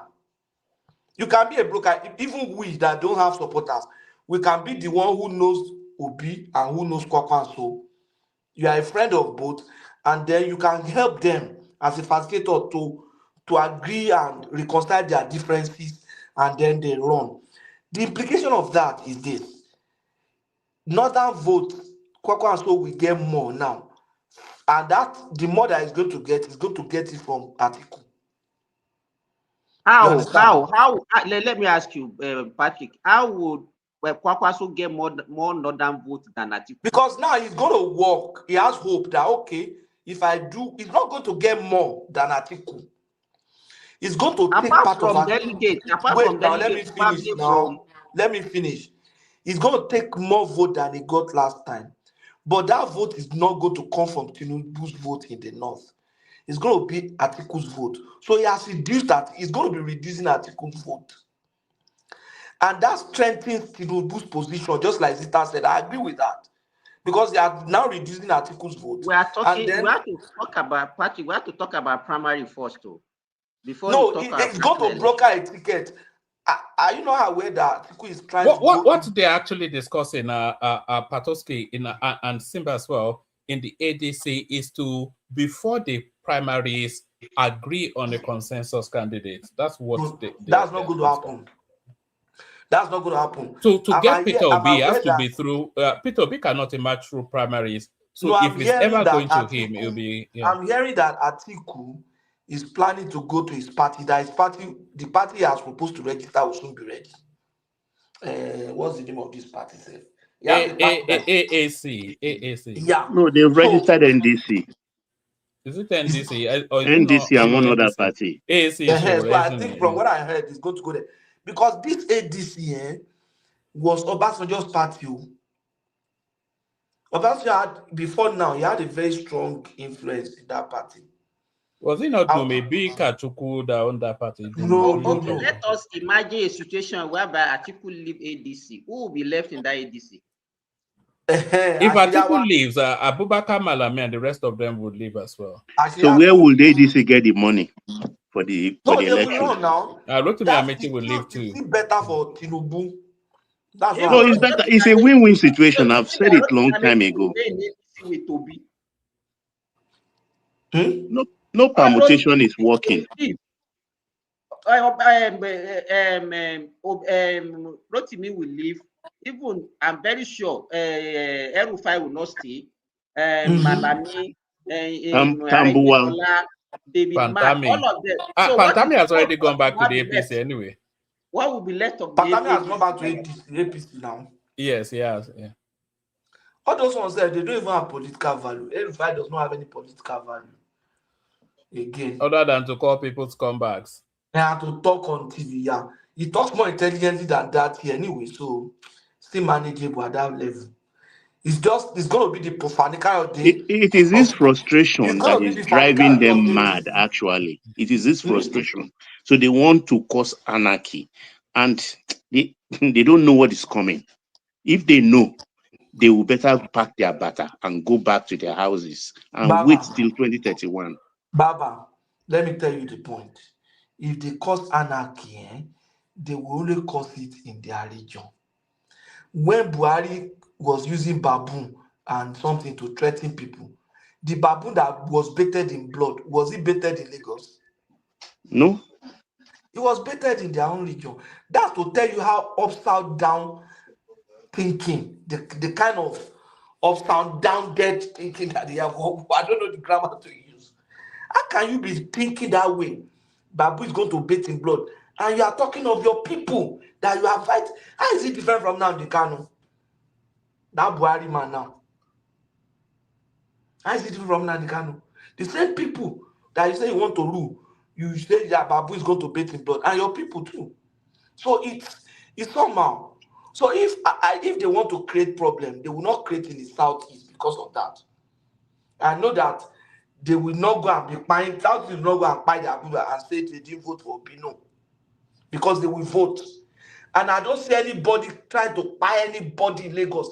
If you try nonsense in southwest, everybody will call you to order. Well, Motabanja Apikakuko. Oh, they've overplayed their hands. I'll tell the Southwest, we are waiting. We are really waiting. And it's not going to happen Nobody should give the Southwest an excuse it's to not going to happen unleash. in Middle Belt. It's not a threat to. No. During June 12, nobody fought in Southeast. So why should I be fighting Southwest? When if even the June 12 that was justly won, no.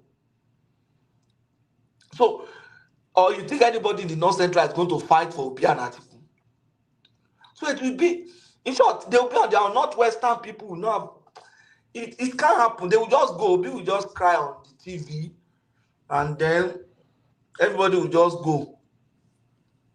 Nothing will happen. They will not be able to do. These boys will carry placard, this Mama P, or those kind of, you understand?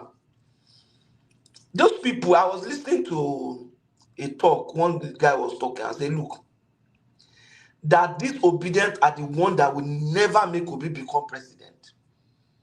That even after Tinubu had gone, if he comes again, he will never be, as long as these Obidients are the ones of. But in Because he doesn't have control over them. They are the one controlling him. Wear red. That lady that used to wear red just went online and was say if you vote for Tinubu, I can't make myself to say what she said. Now this thing will happen to you. Now that one will happen to you if you vote.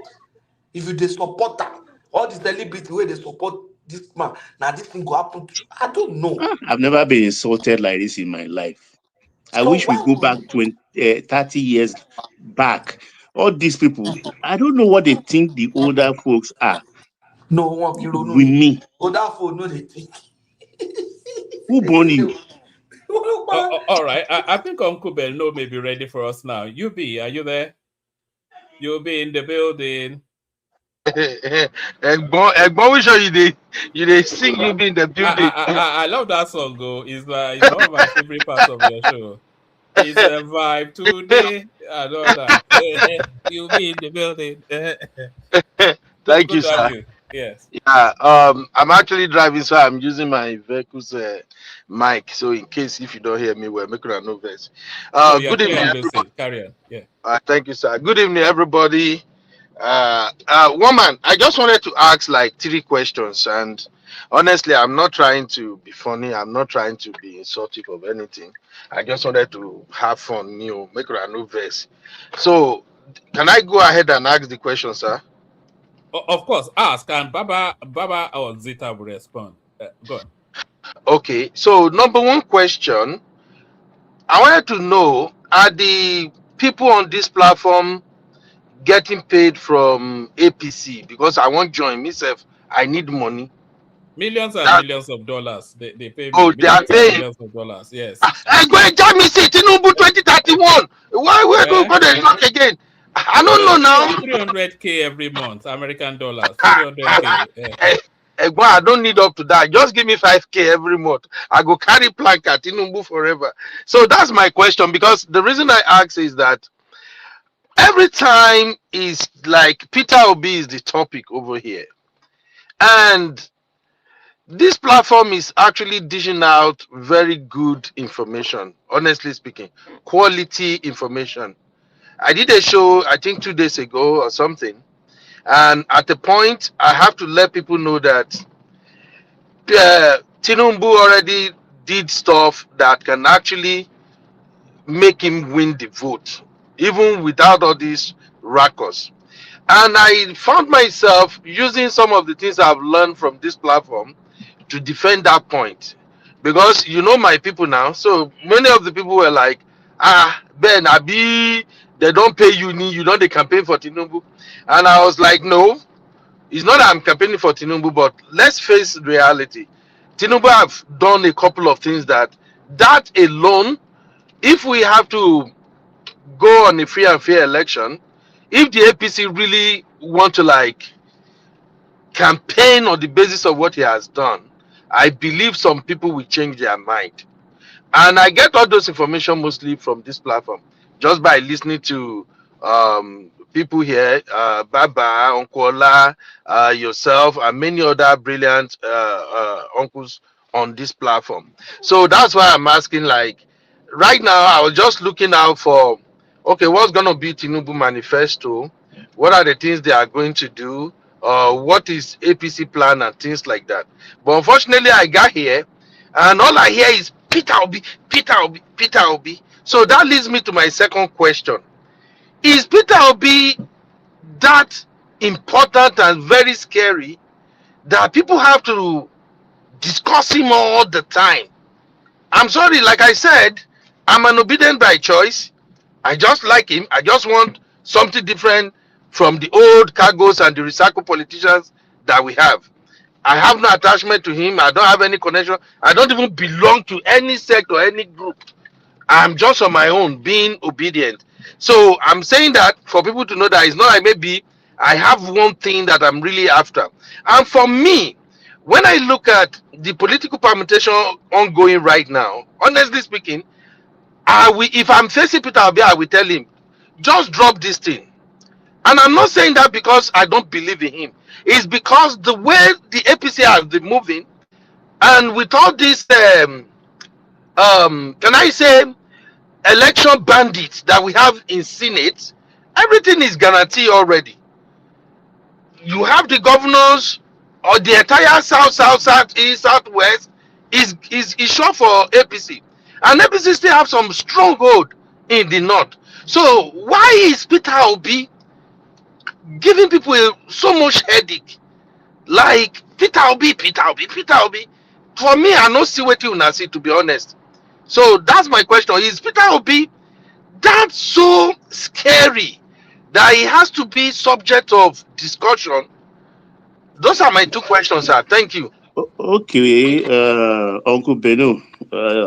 Yes, sir. Let me try and answer your question. Peter Obi is not Ologomgom. He's not Ologomgom. He's a politician.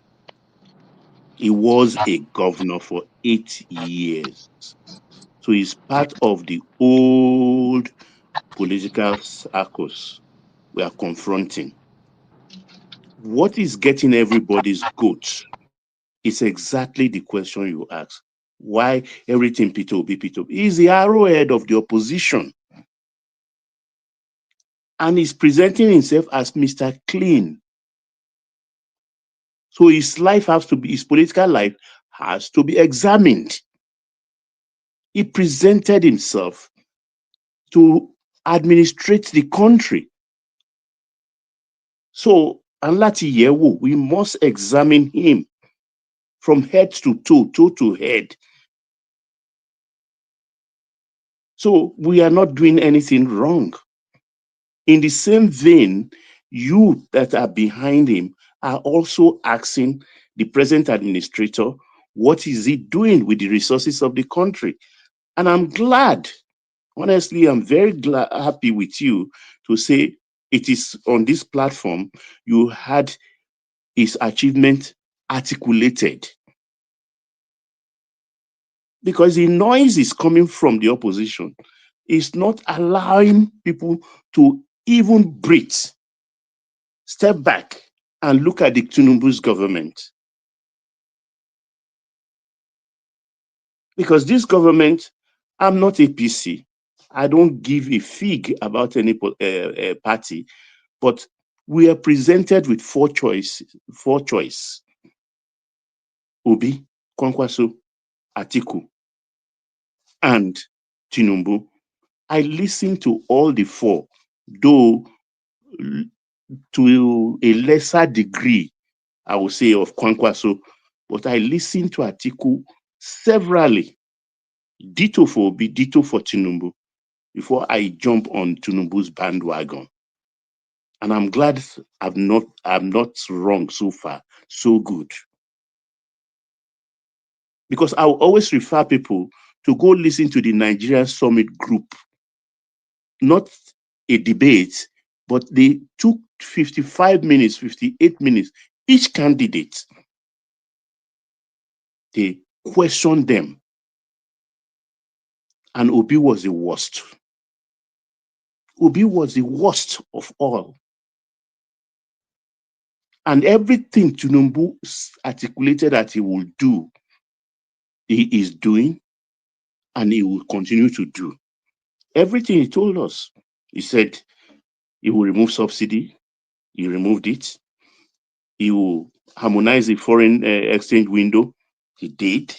He said he will give nail fund, he will establish nail fund, he's done it. He promised the coastal road, he did, and even went extra mile to do this Sokoto to Badagry to Booth. And I can continue. That's on the home ground terrain. On the economic level, that's a different thing entirely, because the Bretton Woods Institute and several other world financial platform has articulated and given him B+. You get my point? So we are on a certain trajectory.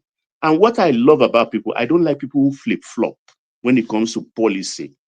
And that is why the whole financial world is backing him. He has never flip-flopped, despite the pressure from right, left, and center to change direction. People are suffering. They kind of weaponize hunger. But he said, look, let's stay the course. I can see a light at the end of the tunnel. And we've stayed the course and we are seeing. But we keep on hearing from the opposition, cost of rent, cost of a bag of rice, as if everybody buy bag of rice in Nigeria. No. We have relatives. Everybody, you live by your size. And Nigeria is still a cheap country, last I checked. Because it's a very simple way of checking, Uncle Beno. If you have anybody in Senegal, like in Gambia, like in Ghana, Ivory Coast, call them. Just take time, call them and ask, how much does a crate of egg cost? Need size, medium. How much do you buy Coca-Cola bottle? How much do you buy Carnation milk tin? When you take those simple things that we survive on daily and get it, compared with what those items are priced in Nigeria, you find out, to your surprise, that it's just cheaper, far cheaper. So, because when you find what does it translate to is that government have been subsidizing our lives. Every aspect of our life, except apart from rent.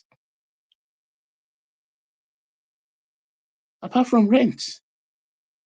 Every other thing, government subsidize it. So that freebie is now stopped. And in stopping it, look, one of the biggest problem any parent will face in Nigeria is paying school fees, sending their children to school, particularly in tertiary institutions. People really suffer. But today, that is off their Hello, sir. neck. Yes, sir. Hey, Baba, quick Just question. happened to my network. Hello? Baba, quick question for you. We can Okay. hear you, UB. Nothing wrong with your network. We can hear What? you, UB. Okay. I didn't hear. Sorry, hold on. Baba. Yeah. Sorry, I couldn't hear Baba anymore. That's why I was wondering. But Maybe can you my hear me network. now? Okay. Now, the other question is this. I agree with everything Baba have said, which is absolutely fantastic, to be honest. But politics is all about competition. Election is all about competition. So sometimes I wonder, do the ruling party don't want anybody to contest? Because if people are going to contest, take for instance here in America, when Donald Trump was going to run against Kamala Harris, Donald Trump focused on immigration, for instance. He made it look like the immigrants are the problem of America. We've been at it for how long now? Almost a year. We've seen that the immigrants are actually not the problem of America. There are so many other things that we are facing, but that is politics. So if Peter Obi, Atiku, and the likes, if they are now campaigning using hunger and the well-being of Nigeria plus the insecurity in the country as their own manifesto, why is that a problem, sir? I don't really Yeah. understand that aspect. Okay. Here's the That's why I thing. kept It's a saying, problem. if Tinubu and APC believe they've done a good job, there is no need for all this. Let's get all the governors to come to APC. Let's block this. Let's block that. Let's scatter all this other party. I don't think it's necessary. And coming to Wait. the issue of this transmission or no transmission we are talking about right now, if the APC are so sure that they've really delivered for the people of Nigeria, I don't think they should bother about, oh, we cannot transmit. And at the end of the day, it's looking like a mockery to the entire country right now. Today No. now, Akpabio and his Uncle Beno, wait. co-bandits, Let's the get something political right. bandits, they Uncle came up Beno, with, okay, this is what we're going to do. We will keep transmission, at the same time we will add manual to it. Is it too no. much for Nigerians to say, okay, this is how we want our election to be conducted? We Okay. have the money. Can you hear me? The excuse of there is no network, there Or is you no can't hear network. me? How many polling units do we have in those interior places that we cannot provide network to transmit? So it's Can you hear looking me? like, Hold oh, on for him, Baba. You can we hear you. just don't want these people to have any chance. We are going to do the election however we want it. If we have to write the result, we will write it. That is what is given. So those are just like my own confusion. And that's why I kept wondering, why do APC focus on let us attack Peter Obi, let's attack Peter Obi, at the expense of promoting the great job that the party has done so far? If truly everybody believes that the party has delivered, then why not intensify campaign on that? So those are just my questions, sir. Thank you, Okay, can woman. you hear me? Can Yeah. you hear me? All right. So, sorry, Baba. Can people please click on like and subscribe? The numbers are not going up. If you are not already subscribed, please do us the favor of subscribing. If you've not clicked on like, please like. Baba, give him a brief response. We go to AY. Baba. Okay. But Uncle Beno, can you hear me? Hello, Uncle Beno. It's driving, so I think he'll be dipping in and out of Baba, let me add a connectivity. question before you continue. Let me add a question for you.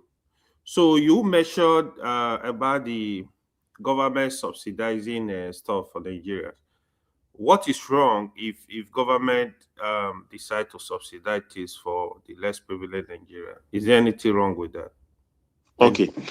Yeah, thank you for that question. When it's supposed to be done structurally. What I mean by structurally, there is a country in West Africa, for instance, when the government of the day came and said, or the government that was outside said, we will do SSS and GSSS free, including boarding house and everything. We told them in that country that it is not possible.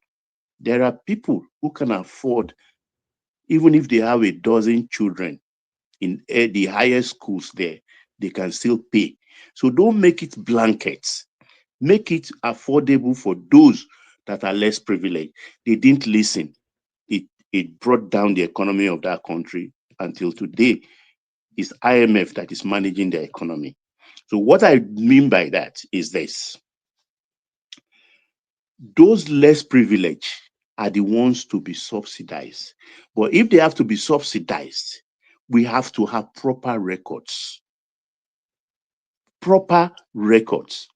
If you earn 70, 80,000, and in the location where you have your job, unfortunately, you cannot afford the rent there or this thing, you can apply and they can help you with subsidized rent. Same thing for food. But for tertiary already, your child or your ward can go get a loan and go to school. But if we do it like freebie, what is that money something like Professor Shimbaji was going to marketplace and dishing out, counting money and dishing. That was an eyesore. That's not the way a country is run. It breeds corruption. So this man is saying, look, let's put a stop to it, particularly when the better edu thing happen. That, oh, this nonsense, let's count ourselves first. When we have the numbers, we know who is who. We know the grade of earning capability of everybody. Then we know those who need help. Then we help those people. There is money. There is money. We can't continue to just throw out money to every Dick, Tom, and Harry. And even as we speak now, there are different levels at which they are even helping people, but you have to be a cooperative or an association. They are different. Don't let anybody from home come back and deceive you that they are not enjoying one kind of a freebie or the other. They are still doing it. They are even paying people to go to trade school, go learn plumbing, go learn tailoring, go learn electrician, and things like that, technicians, welding. They even pay those ones. How many people know about this? Even till now, they still call me, for instance, money for jump, money for this. And I tell you, no, you can't deceive me. Go to so and so place and register and collect the money. There's money to be given. Are you not a Lagosian? Or are you not from Abeokuta? Is your mother not from Abeokuta? So people like me, I'm on top of everything, so I can't be deceived. So these are the things that we have to count before you do anything. Count yourself first. So you know that 60,000 people are out of work or they need help. So out of the budget from welfare department or anything, you know it's for 60,000 people. But now it's not the case. All they just do because of the cry of the people, they just dish it out. And they are building houses too for poor. Though it is in small numbers, but we have shortage. Because people are saying, no, create a rent tribunal. How can you control what you don't have or what you didn't build? You can't tell me what I should take for my house. I don't support price control. So that is the essence, like the tax bill now. And if Uncle Beno is listening, when you talk about Obi, the opposition headed by Obi, they tell too much lies. Lies. So what do you expect for the government to fold their hands? They have to fight back and say, you are lying. This is the truth. This is the truth. Even now, when you spoke about the electronic transmission, you still say the same thing they are saying, despite the hue and cry from the ruling party that, no, that is not the case. If you say electronic voting, and electronic transmission. That means in real time, then you have to vote electronically in a country where we still have illiterates, where we have only 50% internet penetration. They talk about banks. Oh, if you can do it with banks, how many are called banks customers? Take, for instance, a bank that has 10 million customers. I said when I started this evening, I said, I sent 10 million to Ainzon account, for instance. And he says, Baba, I've not seen the 10 million. What is it? Are you lying? And I said, I'm not lying. I have the paper here. I WhatsApp it to him that's the paper. And he said, I've not seen it. Only maybe for him tomorrow to wake up and confirm it. Hours have passed. Even that's a banking system everybody is talking about. The POA has been known to fail. So why are they lying? We know how we live in that country. It's not about the urban centers. We have rural communities where they've damaged all the internet towers and everything, and people just come and repeating the same thing, repeating. And if you allow them to continue repeating these lies, people will believe. It is that we are attacking. That stop your lies. Stop miseducating the people. They are doing the work of opposition, but do it on truth, based on facts. It gets my goat when I see a professor, a PhD holder, or a master's holder, respected men in the society, and you ask them in an interview, you tell me the government has done nothing. What has Tinubu done? And I'll be gobsmacked that what? Even a dead clock is correct twice a day. The government is working for 30 months, say you've done nothing until you start enumerating to them, and with a stroke of the hand, wave of the hand, it's nothing, Joe. That's how they treat national Do you issues. know that they are still insisting that the Lagos-Calabar superhighway is a scam? That is not. Didn't they tell us Kenya is still Dangote? insisting now. It's It's telling us amazing. Nelfund is a scam. You know, all these things. It's just ridiculous. So I hope Uncle Beno, I hope I've maybe satisfied you a little bit. Thank you very much for the opportunity. All right. Thank you, Baba, for that expansiveness. And also to add, the question AY, UB rather, the reason why Obi is discussed so much is because thank you, sir. My network is messing up, but I hear you, sir. Thank you. Yes, okay, bless hopefully you, you man. hear this. Hopefully you hear this as well. The reason why Obi is discussed so much is because Obi always foists himself onto the headline. There's no single day that he doesn't find a way to push himself into the top end of the political news cycle. A good example is just as early as yesterday. So if Obi goes and storms the National Assembly, then we cannot not discuss it. You know, he's always pushing himself to the front of the headlines. And that's why he's Atiku lost the election. Atiku came second. Now, how often do we discuss Atiku? He is regarding his strength in Abu Dhabi. Traditionally, when an election is over, the campaign stops. But this guy, Peter Obi, he has not broken a stride since the election results was announced. He's been campaign every single day. So that's why it's a recurring decimal. But let's hear from AY. AY, floor is yours. Give us about 5 minutes, AY. Good to see you. You are late for class as always. Yeah, exactly. You sit at the back. Yes, greetings everyone. Good discussion so far. I've been listening. So I think Baba tried to correct this electronic transmission of result. I know I was explaining that to Ola this morning. I think people are using the wrong word really, like when they say was real-time transmission of result. Nigeria that's not what Nigeria asking for really. I think it's just misuse of words. When you say real time, it actually means like as I'm voting, the vote is going to the system As one man is voting, the vote is going to the system. It's just like right now, we are on real time. So after this show end, that is not real time. You can't call it real time. So basically, what Nigeria asking for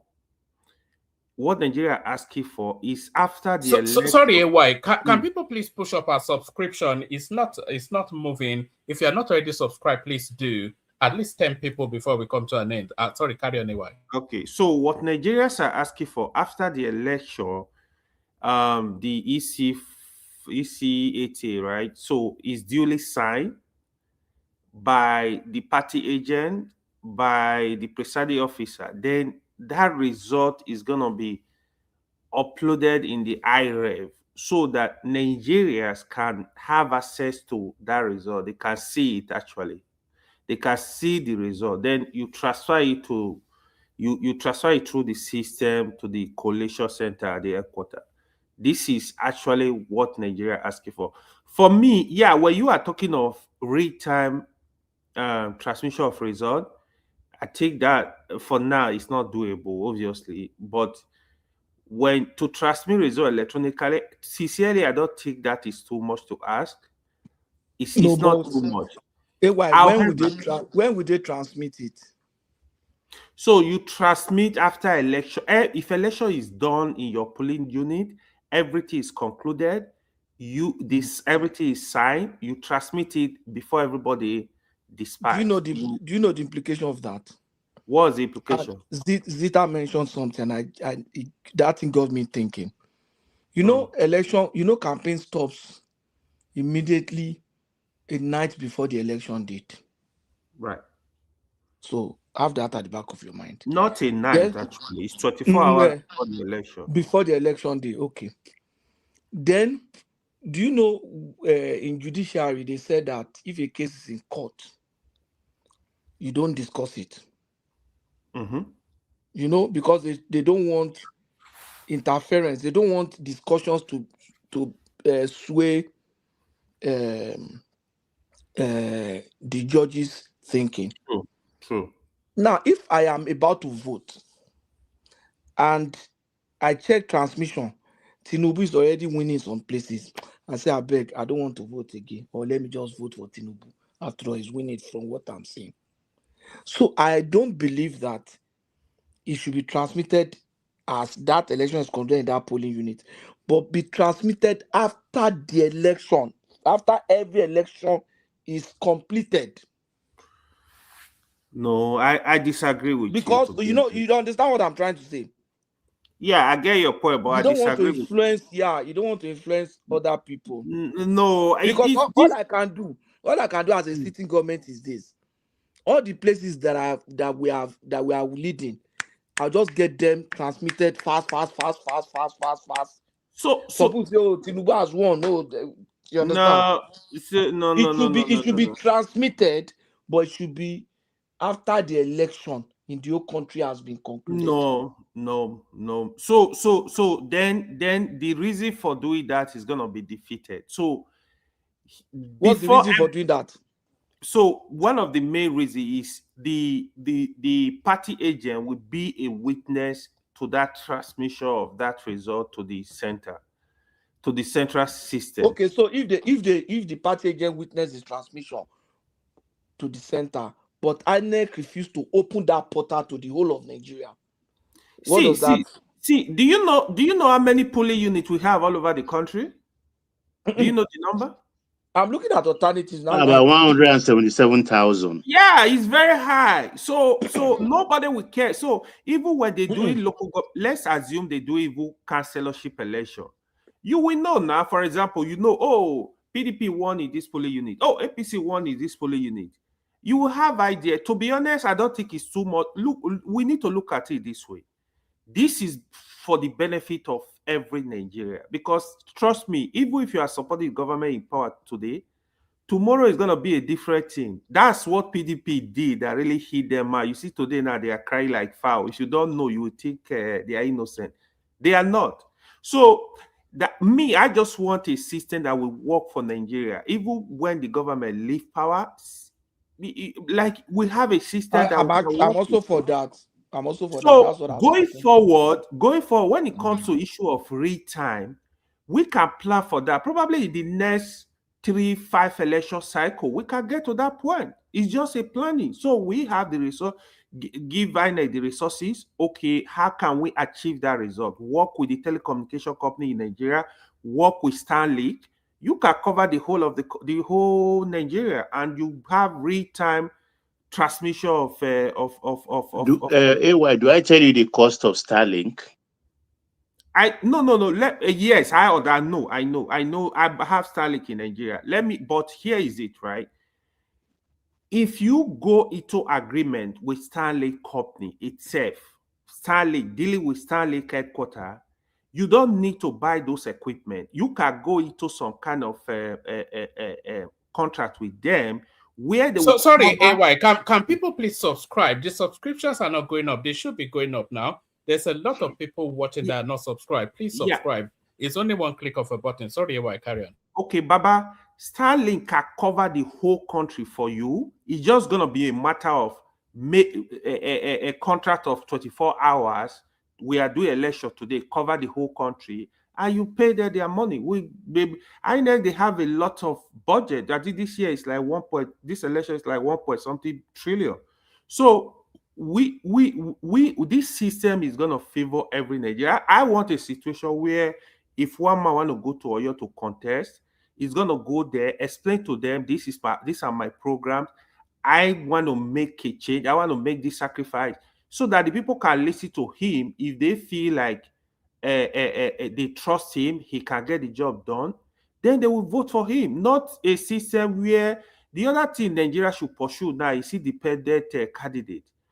I don't want a system that will favor people today. Tomorrow, when you live there, you are crying. Look at the ADC people cry today. Just imagine David Mark of all people is also crying. Yeah, you are on the money when it comes to in the independent candidates. I look forward to that, seriously. Okay. David Mark, that was a Senate president for how many years? You are crying? Really? They are so annoyed. That's why I don't listen to some of these politicians. But this system they are canvassing for, to be honest, if you ask me today, I would say among the senators, they won because there is still an alternative to transmit result as it stand. If it stand today, as it stand today, the manual transmission. If the electronic transfer is not working, it makes sense. Which is a loophole.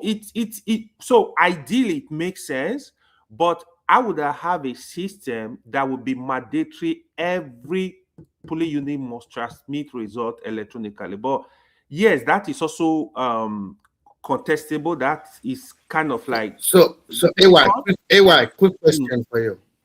AY, quick question for you. Now my question is this: according to them, the agent must have signed the form ECAA before being transmitted to the RF portal. Right. Let's not assume that it's only one. And the security agent too, not just political agent. Yeah, exactly. I will not find. So there's nothing like real time there.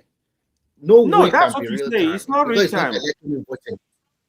So yeah, I think what the Senate have done, to me, I think it is fair. It's really good considering the infrastructure we have in Nigeria and considering the saboteurs and sabotage and so many other stuff. I think it's fair enough. Yeah, it's fair enough. So that is what Baba explained. It's not real time. Baba explained that. I also explained that this is not real time. People don't understand between the real time and transmission of a result after the election. So that is what I'm saying is fair enough for Nigerians. At least let's have that. To be honest, it's going to favor everybody in the end.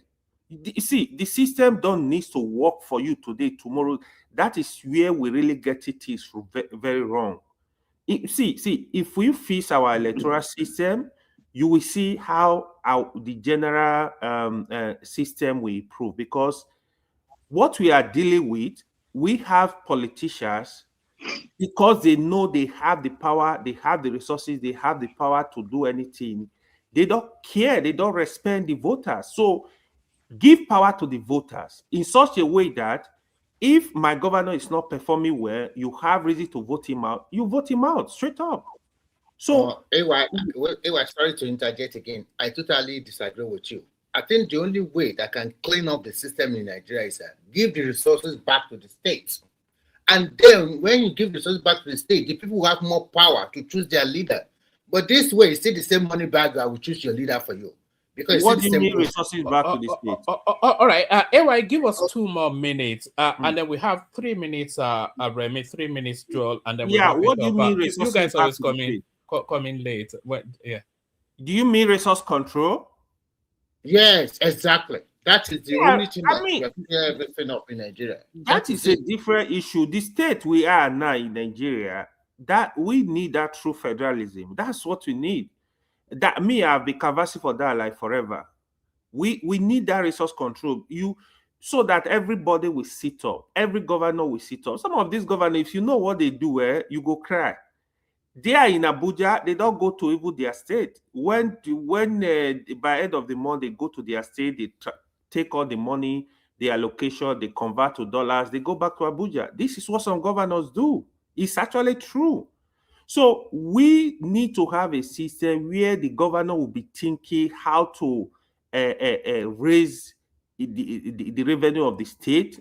What can we do to be better, to improve our revenue? What can we do to improve the system?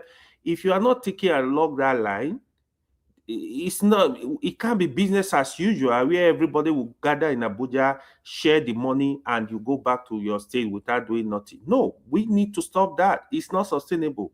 In the end, we will still get back to that. Even if it takes us 100 years, we are going back there because the system we have now, for real, is not sustainable. What could have been sustainable is even if state or region they have, let's say Lagos State, for example, you give percentage of what you are getting to the federal government. The government can actually, in the next 10, 20 years, they can help states that are struggling to set up their system. Like say, okay, this state want to go fully to agriculture. They can say, okay, federal government can match it dollar for dollar and make sure you have a plan, a clear plan where you are going. Federal government can support that in the next 10, 20 years, let's say maximum 10 years, and you start on your feet and do your thing. So every state is viable if we do it this way. It's just like children of the same parent. If your father is rich, for example, is giving you $2,000 every month, you think you will go and look for a job? Maybe you go look for a job in Nigeria, for example. Let's say they want to pay you like $500. You will be asking like, why will I go work for $500 when my father can give me $2,000 every month?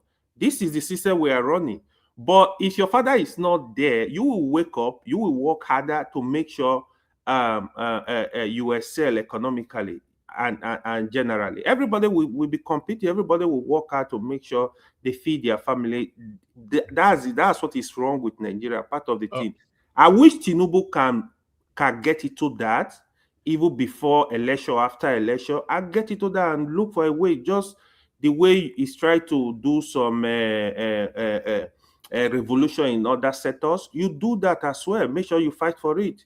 Local government autonomy, even when it was given, they didn't allow it to work. You have to visit that as well. Let local government, let them have autonomy, and we look for a way to monitor the activity, check and balances.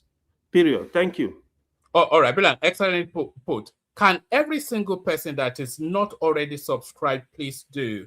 We need the numbers going up aggressively. So if you have no reason, if it doesn't upset you to subscribe, then you have every reason to subscribe. So we need those numbers pushed up, and the pushing up of those numbers is from your subscription. So if you're listening and you're not already subscribed, please do that right now. Subscribe. And as you're subscribing, click on the like button as well. It's for reasons of the YouTube algorithm. So guys, we're coming towards the end of it.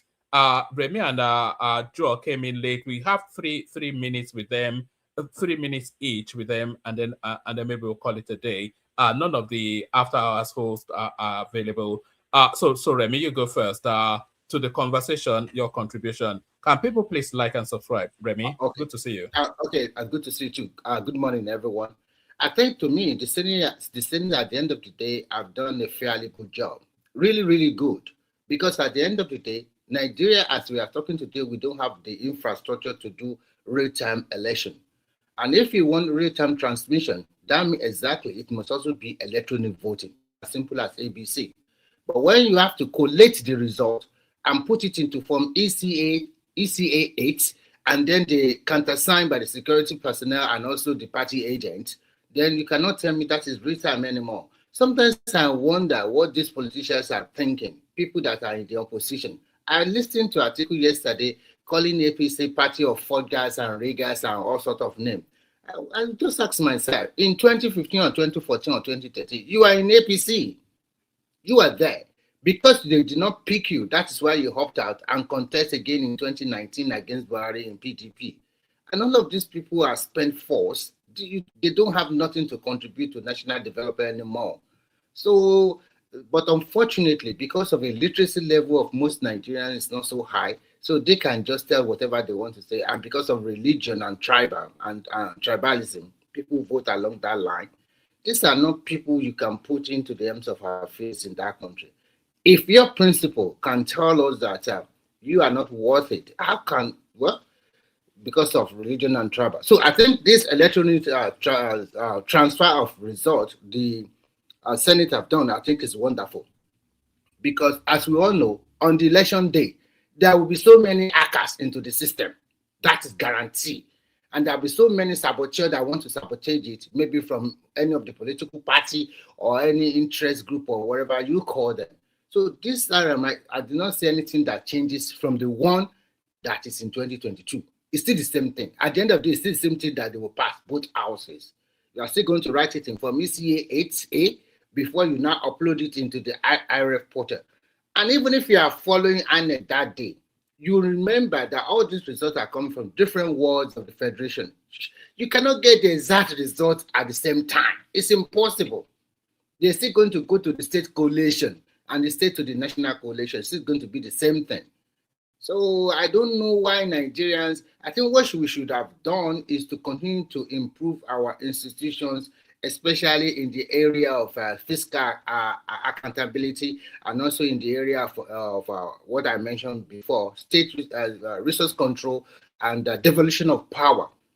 If we do this, then we will see people that really want to, that can think and really want to work for the state will come out. But the system of we are doing now, and Nigerian politics is all about money and influence, which is, to me, is nearly the same thing all over the world. It can be in different form. If you don't have money, you can't play politics. And if you don't have the influence, you can't play it also. It's just a game of win and lose. But if you're a group started, then you can win.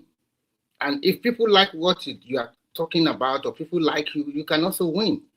But if you lose today, it does not mean you cannot win tomorrow.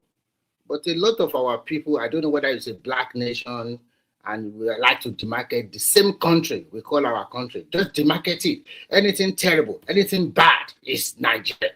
Is it not the same Nigeria pre-2023 that things were so worse under Buhari that they were using money to buy money, cash to buy cash? Is it not the same Nigeria of today, now that we're now saying the exchange rate is going down? Is it not the same Nigeria that more investors are now going to Nigeria to invest? Is it not the same Nigeria that 2 or 3 years ago, there's no coastal road, there's no NEL fund, that things are now coming to forth? The same country. Is it not the same Nigeria that people are now going about their business, doing their commerce? Is it not the same Nigeria that people that are really want to work are getting work? I was watching a video the other time. They are constructing a road in, I think it's from Oreshagam Road, the highway that they are doing, that Umai was doing. And the workers there are begging Nigerians that they need more workers. One more minute, Remy. One more minute. Yeah, that they are begging people to come and work for them. And they are soliciting on TV, on that video, that we need more people to come and work. And they said the pay is fairly good. Come and work here. And we say an average Nigerian, I don't have work. I don't want to do that kind of job. What job do you want to do? You want to be a banker? You don't have the qualification. Even if you have the qualification, there is no room for that anymore. Technology have taken over. I will stop here so that other people can talk. Thank you, woman. Hello, woman. Yes, I'm here. All right, brilliant, excellent. Yeah, I'm done. Thank you. because I don't want to take too. Yes, thank you, Remy. It's only because you came so late. You came just towards. I was about to shut it down when you and Joel came in, but you can't come in and not get to speak. So thank you. Oh, all right. So yeah. So the final word goes to Joel. And by the way, can people still push up the numbers are not going up aggressively. If you are not subscribed, if you are listening now and you are not subscribed, then please subscribe. We need these numbers going up aggressively. So please subscribe. Do us that favor with your subscription. Joel of Nashville. Thank you, one man, and for the opportunity to talk tonight. I know that it must have been a long day for you. And then to those listening, morning, afternoon, evening, to whoever, wherever you may be listening from, Joel of Nashville. One man, today it was a step in the right direction. And that is what we were clamoring for. Give us that we asked for. Enough of the games. We are tired of it. We want to be able to fire and recruit the leaders that leads us. We do not want our result to be determined, or whoever comes into power to be determined by the collation centers. So for those of you who come out here to say there are some people that are marketing our country, you are the one marketing your country when you say you cannot transmit something as easy as a picture. And even if you say that 8% of Nigeria is not connected to the internet or does not have internet access, which I know is a lie. 92%. You can also work with 92%. Why you organize, better elections or direct elections in those other areas, and of which those results are coming up from those other areas are not missing. So why do we keep lying to ourselves? You have over 30 governors, and you're still afraid. You could see Akpabio shaking because they know the politicians that are involved in those elections. They know where they lose their elections, and they're telling you it's at the collation center. I have engaged in one of those in the past when Rochas Okorocha came into power. We marched to the collation center. I did not know the reason why we were going there. But as time goes on, I say, how do these people rig this election? After last 2023 elections, I came to find out that Wike is bragging. Everything that they do is in the collation center. Because no one politician will be able to mobilize thugs around different police stations on election day. It will be a hard thing to do. So let us say, everything we asked for, we did not get today.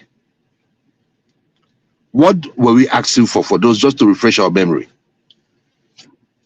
Take a picture of the ECA ECA form and post it on the IREV. The collation, we know that there are people that are still going to do the collation, but let us see the numbers. So as you're collecting and the numbers are more, we're going to ask questions. How did this number, where did it happen? This is what they posted. So that is where we are coming from. And in any case, with what we have today,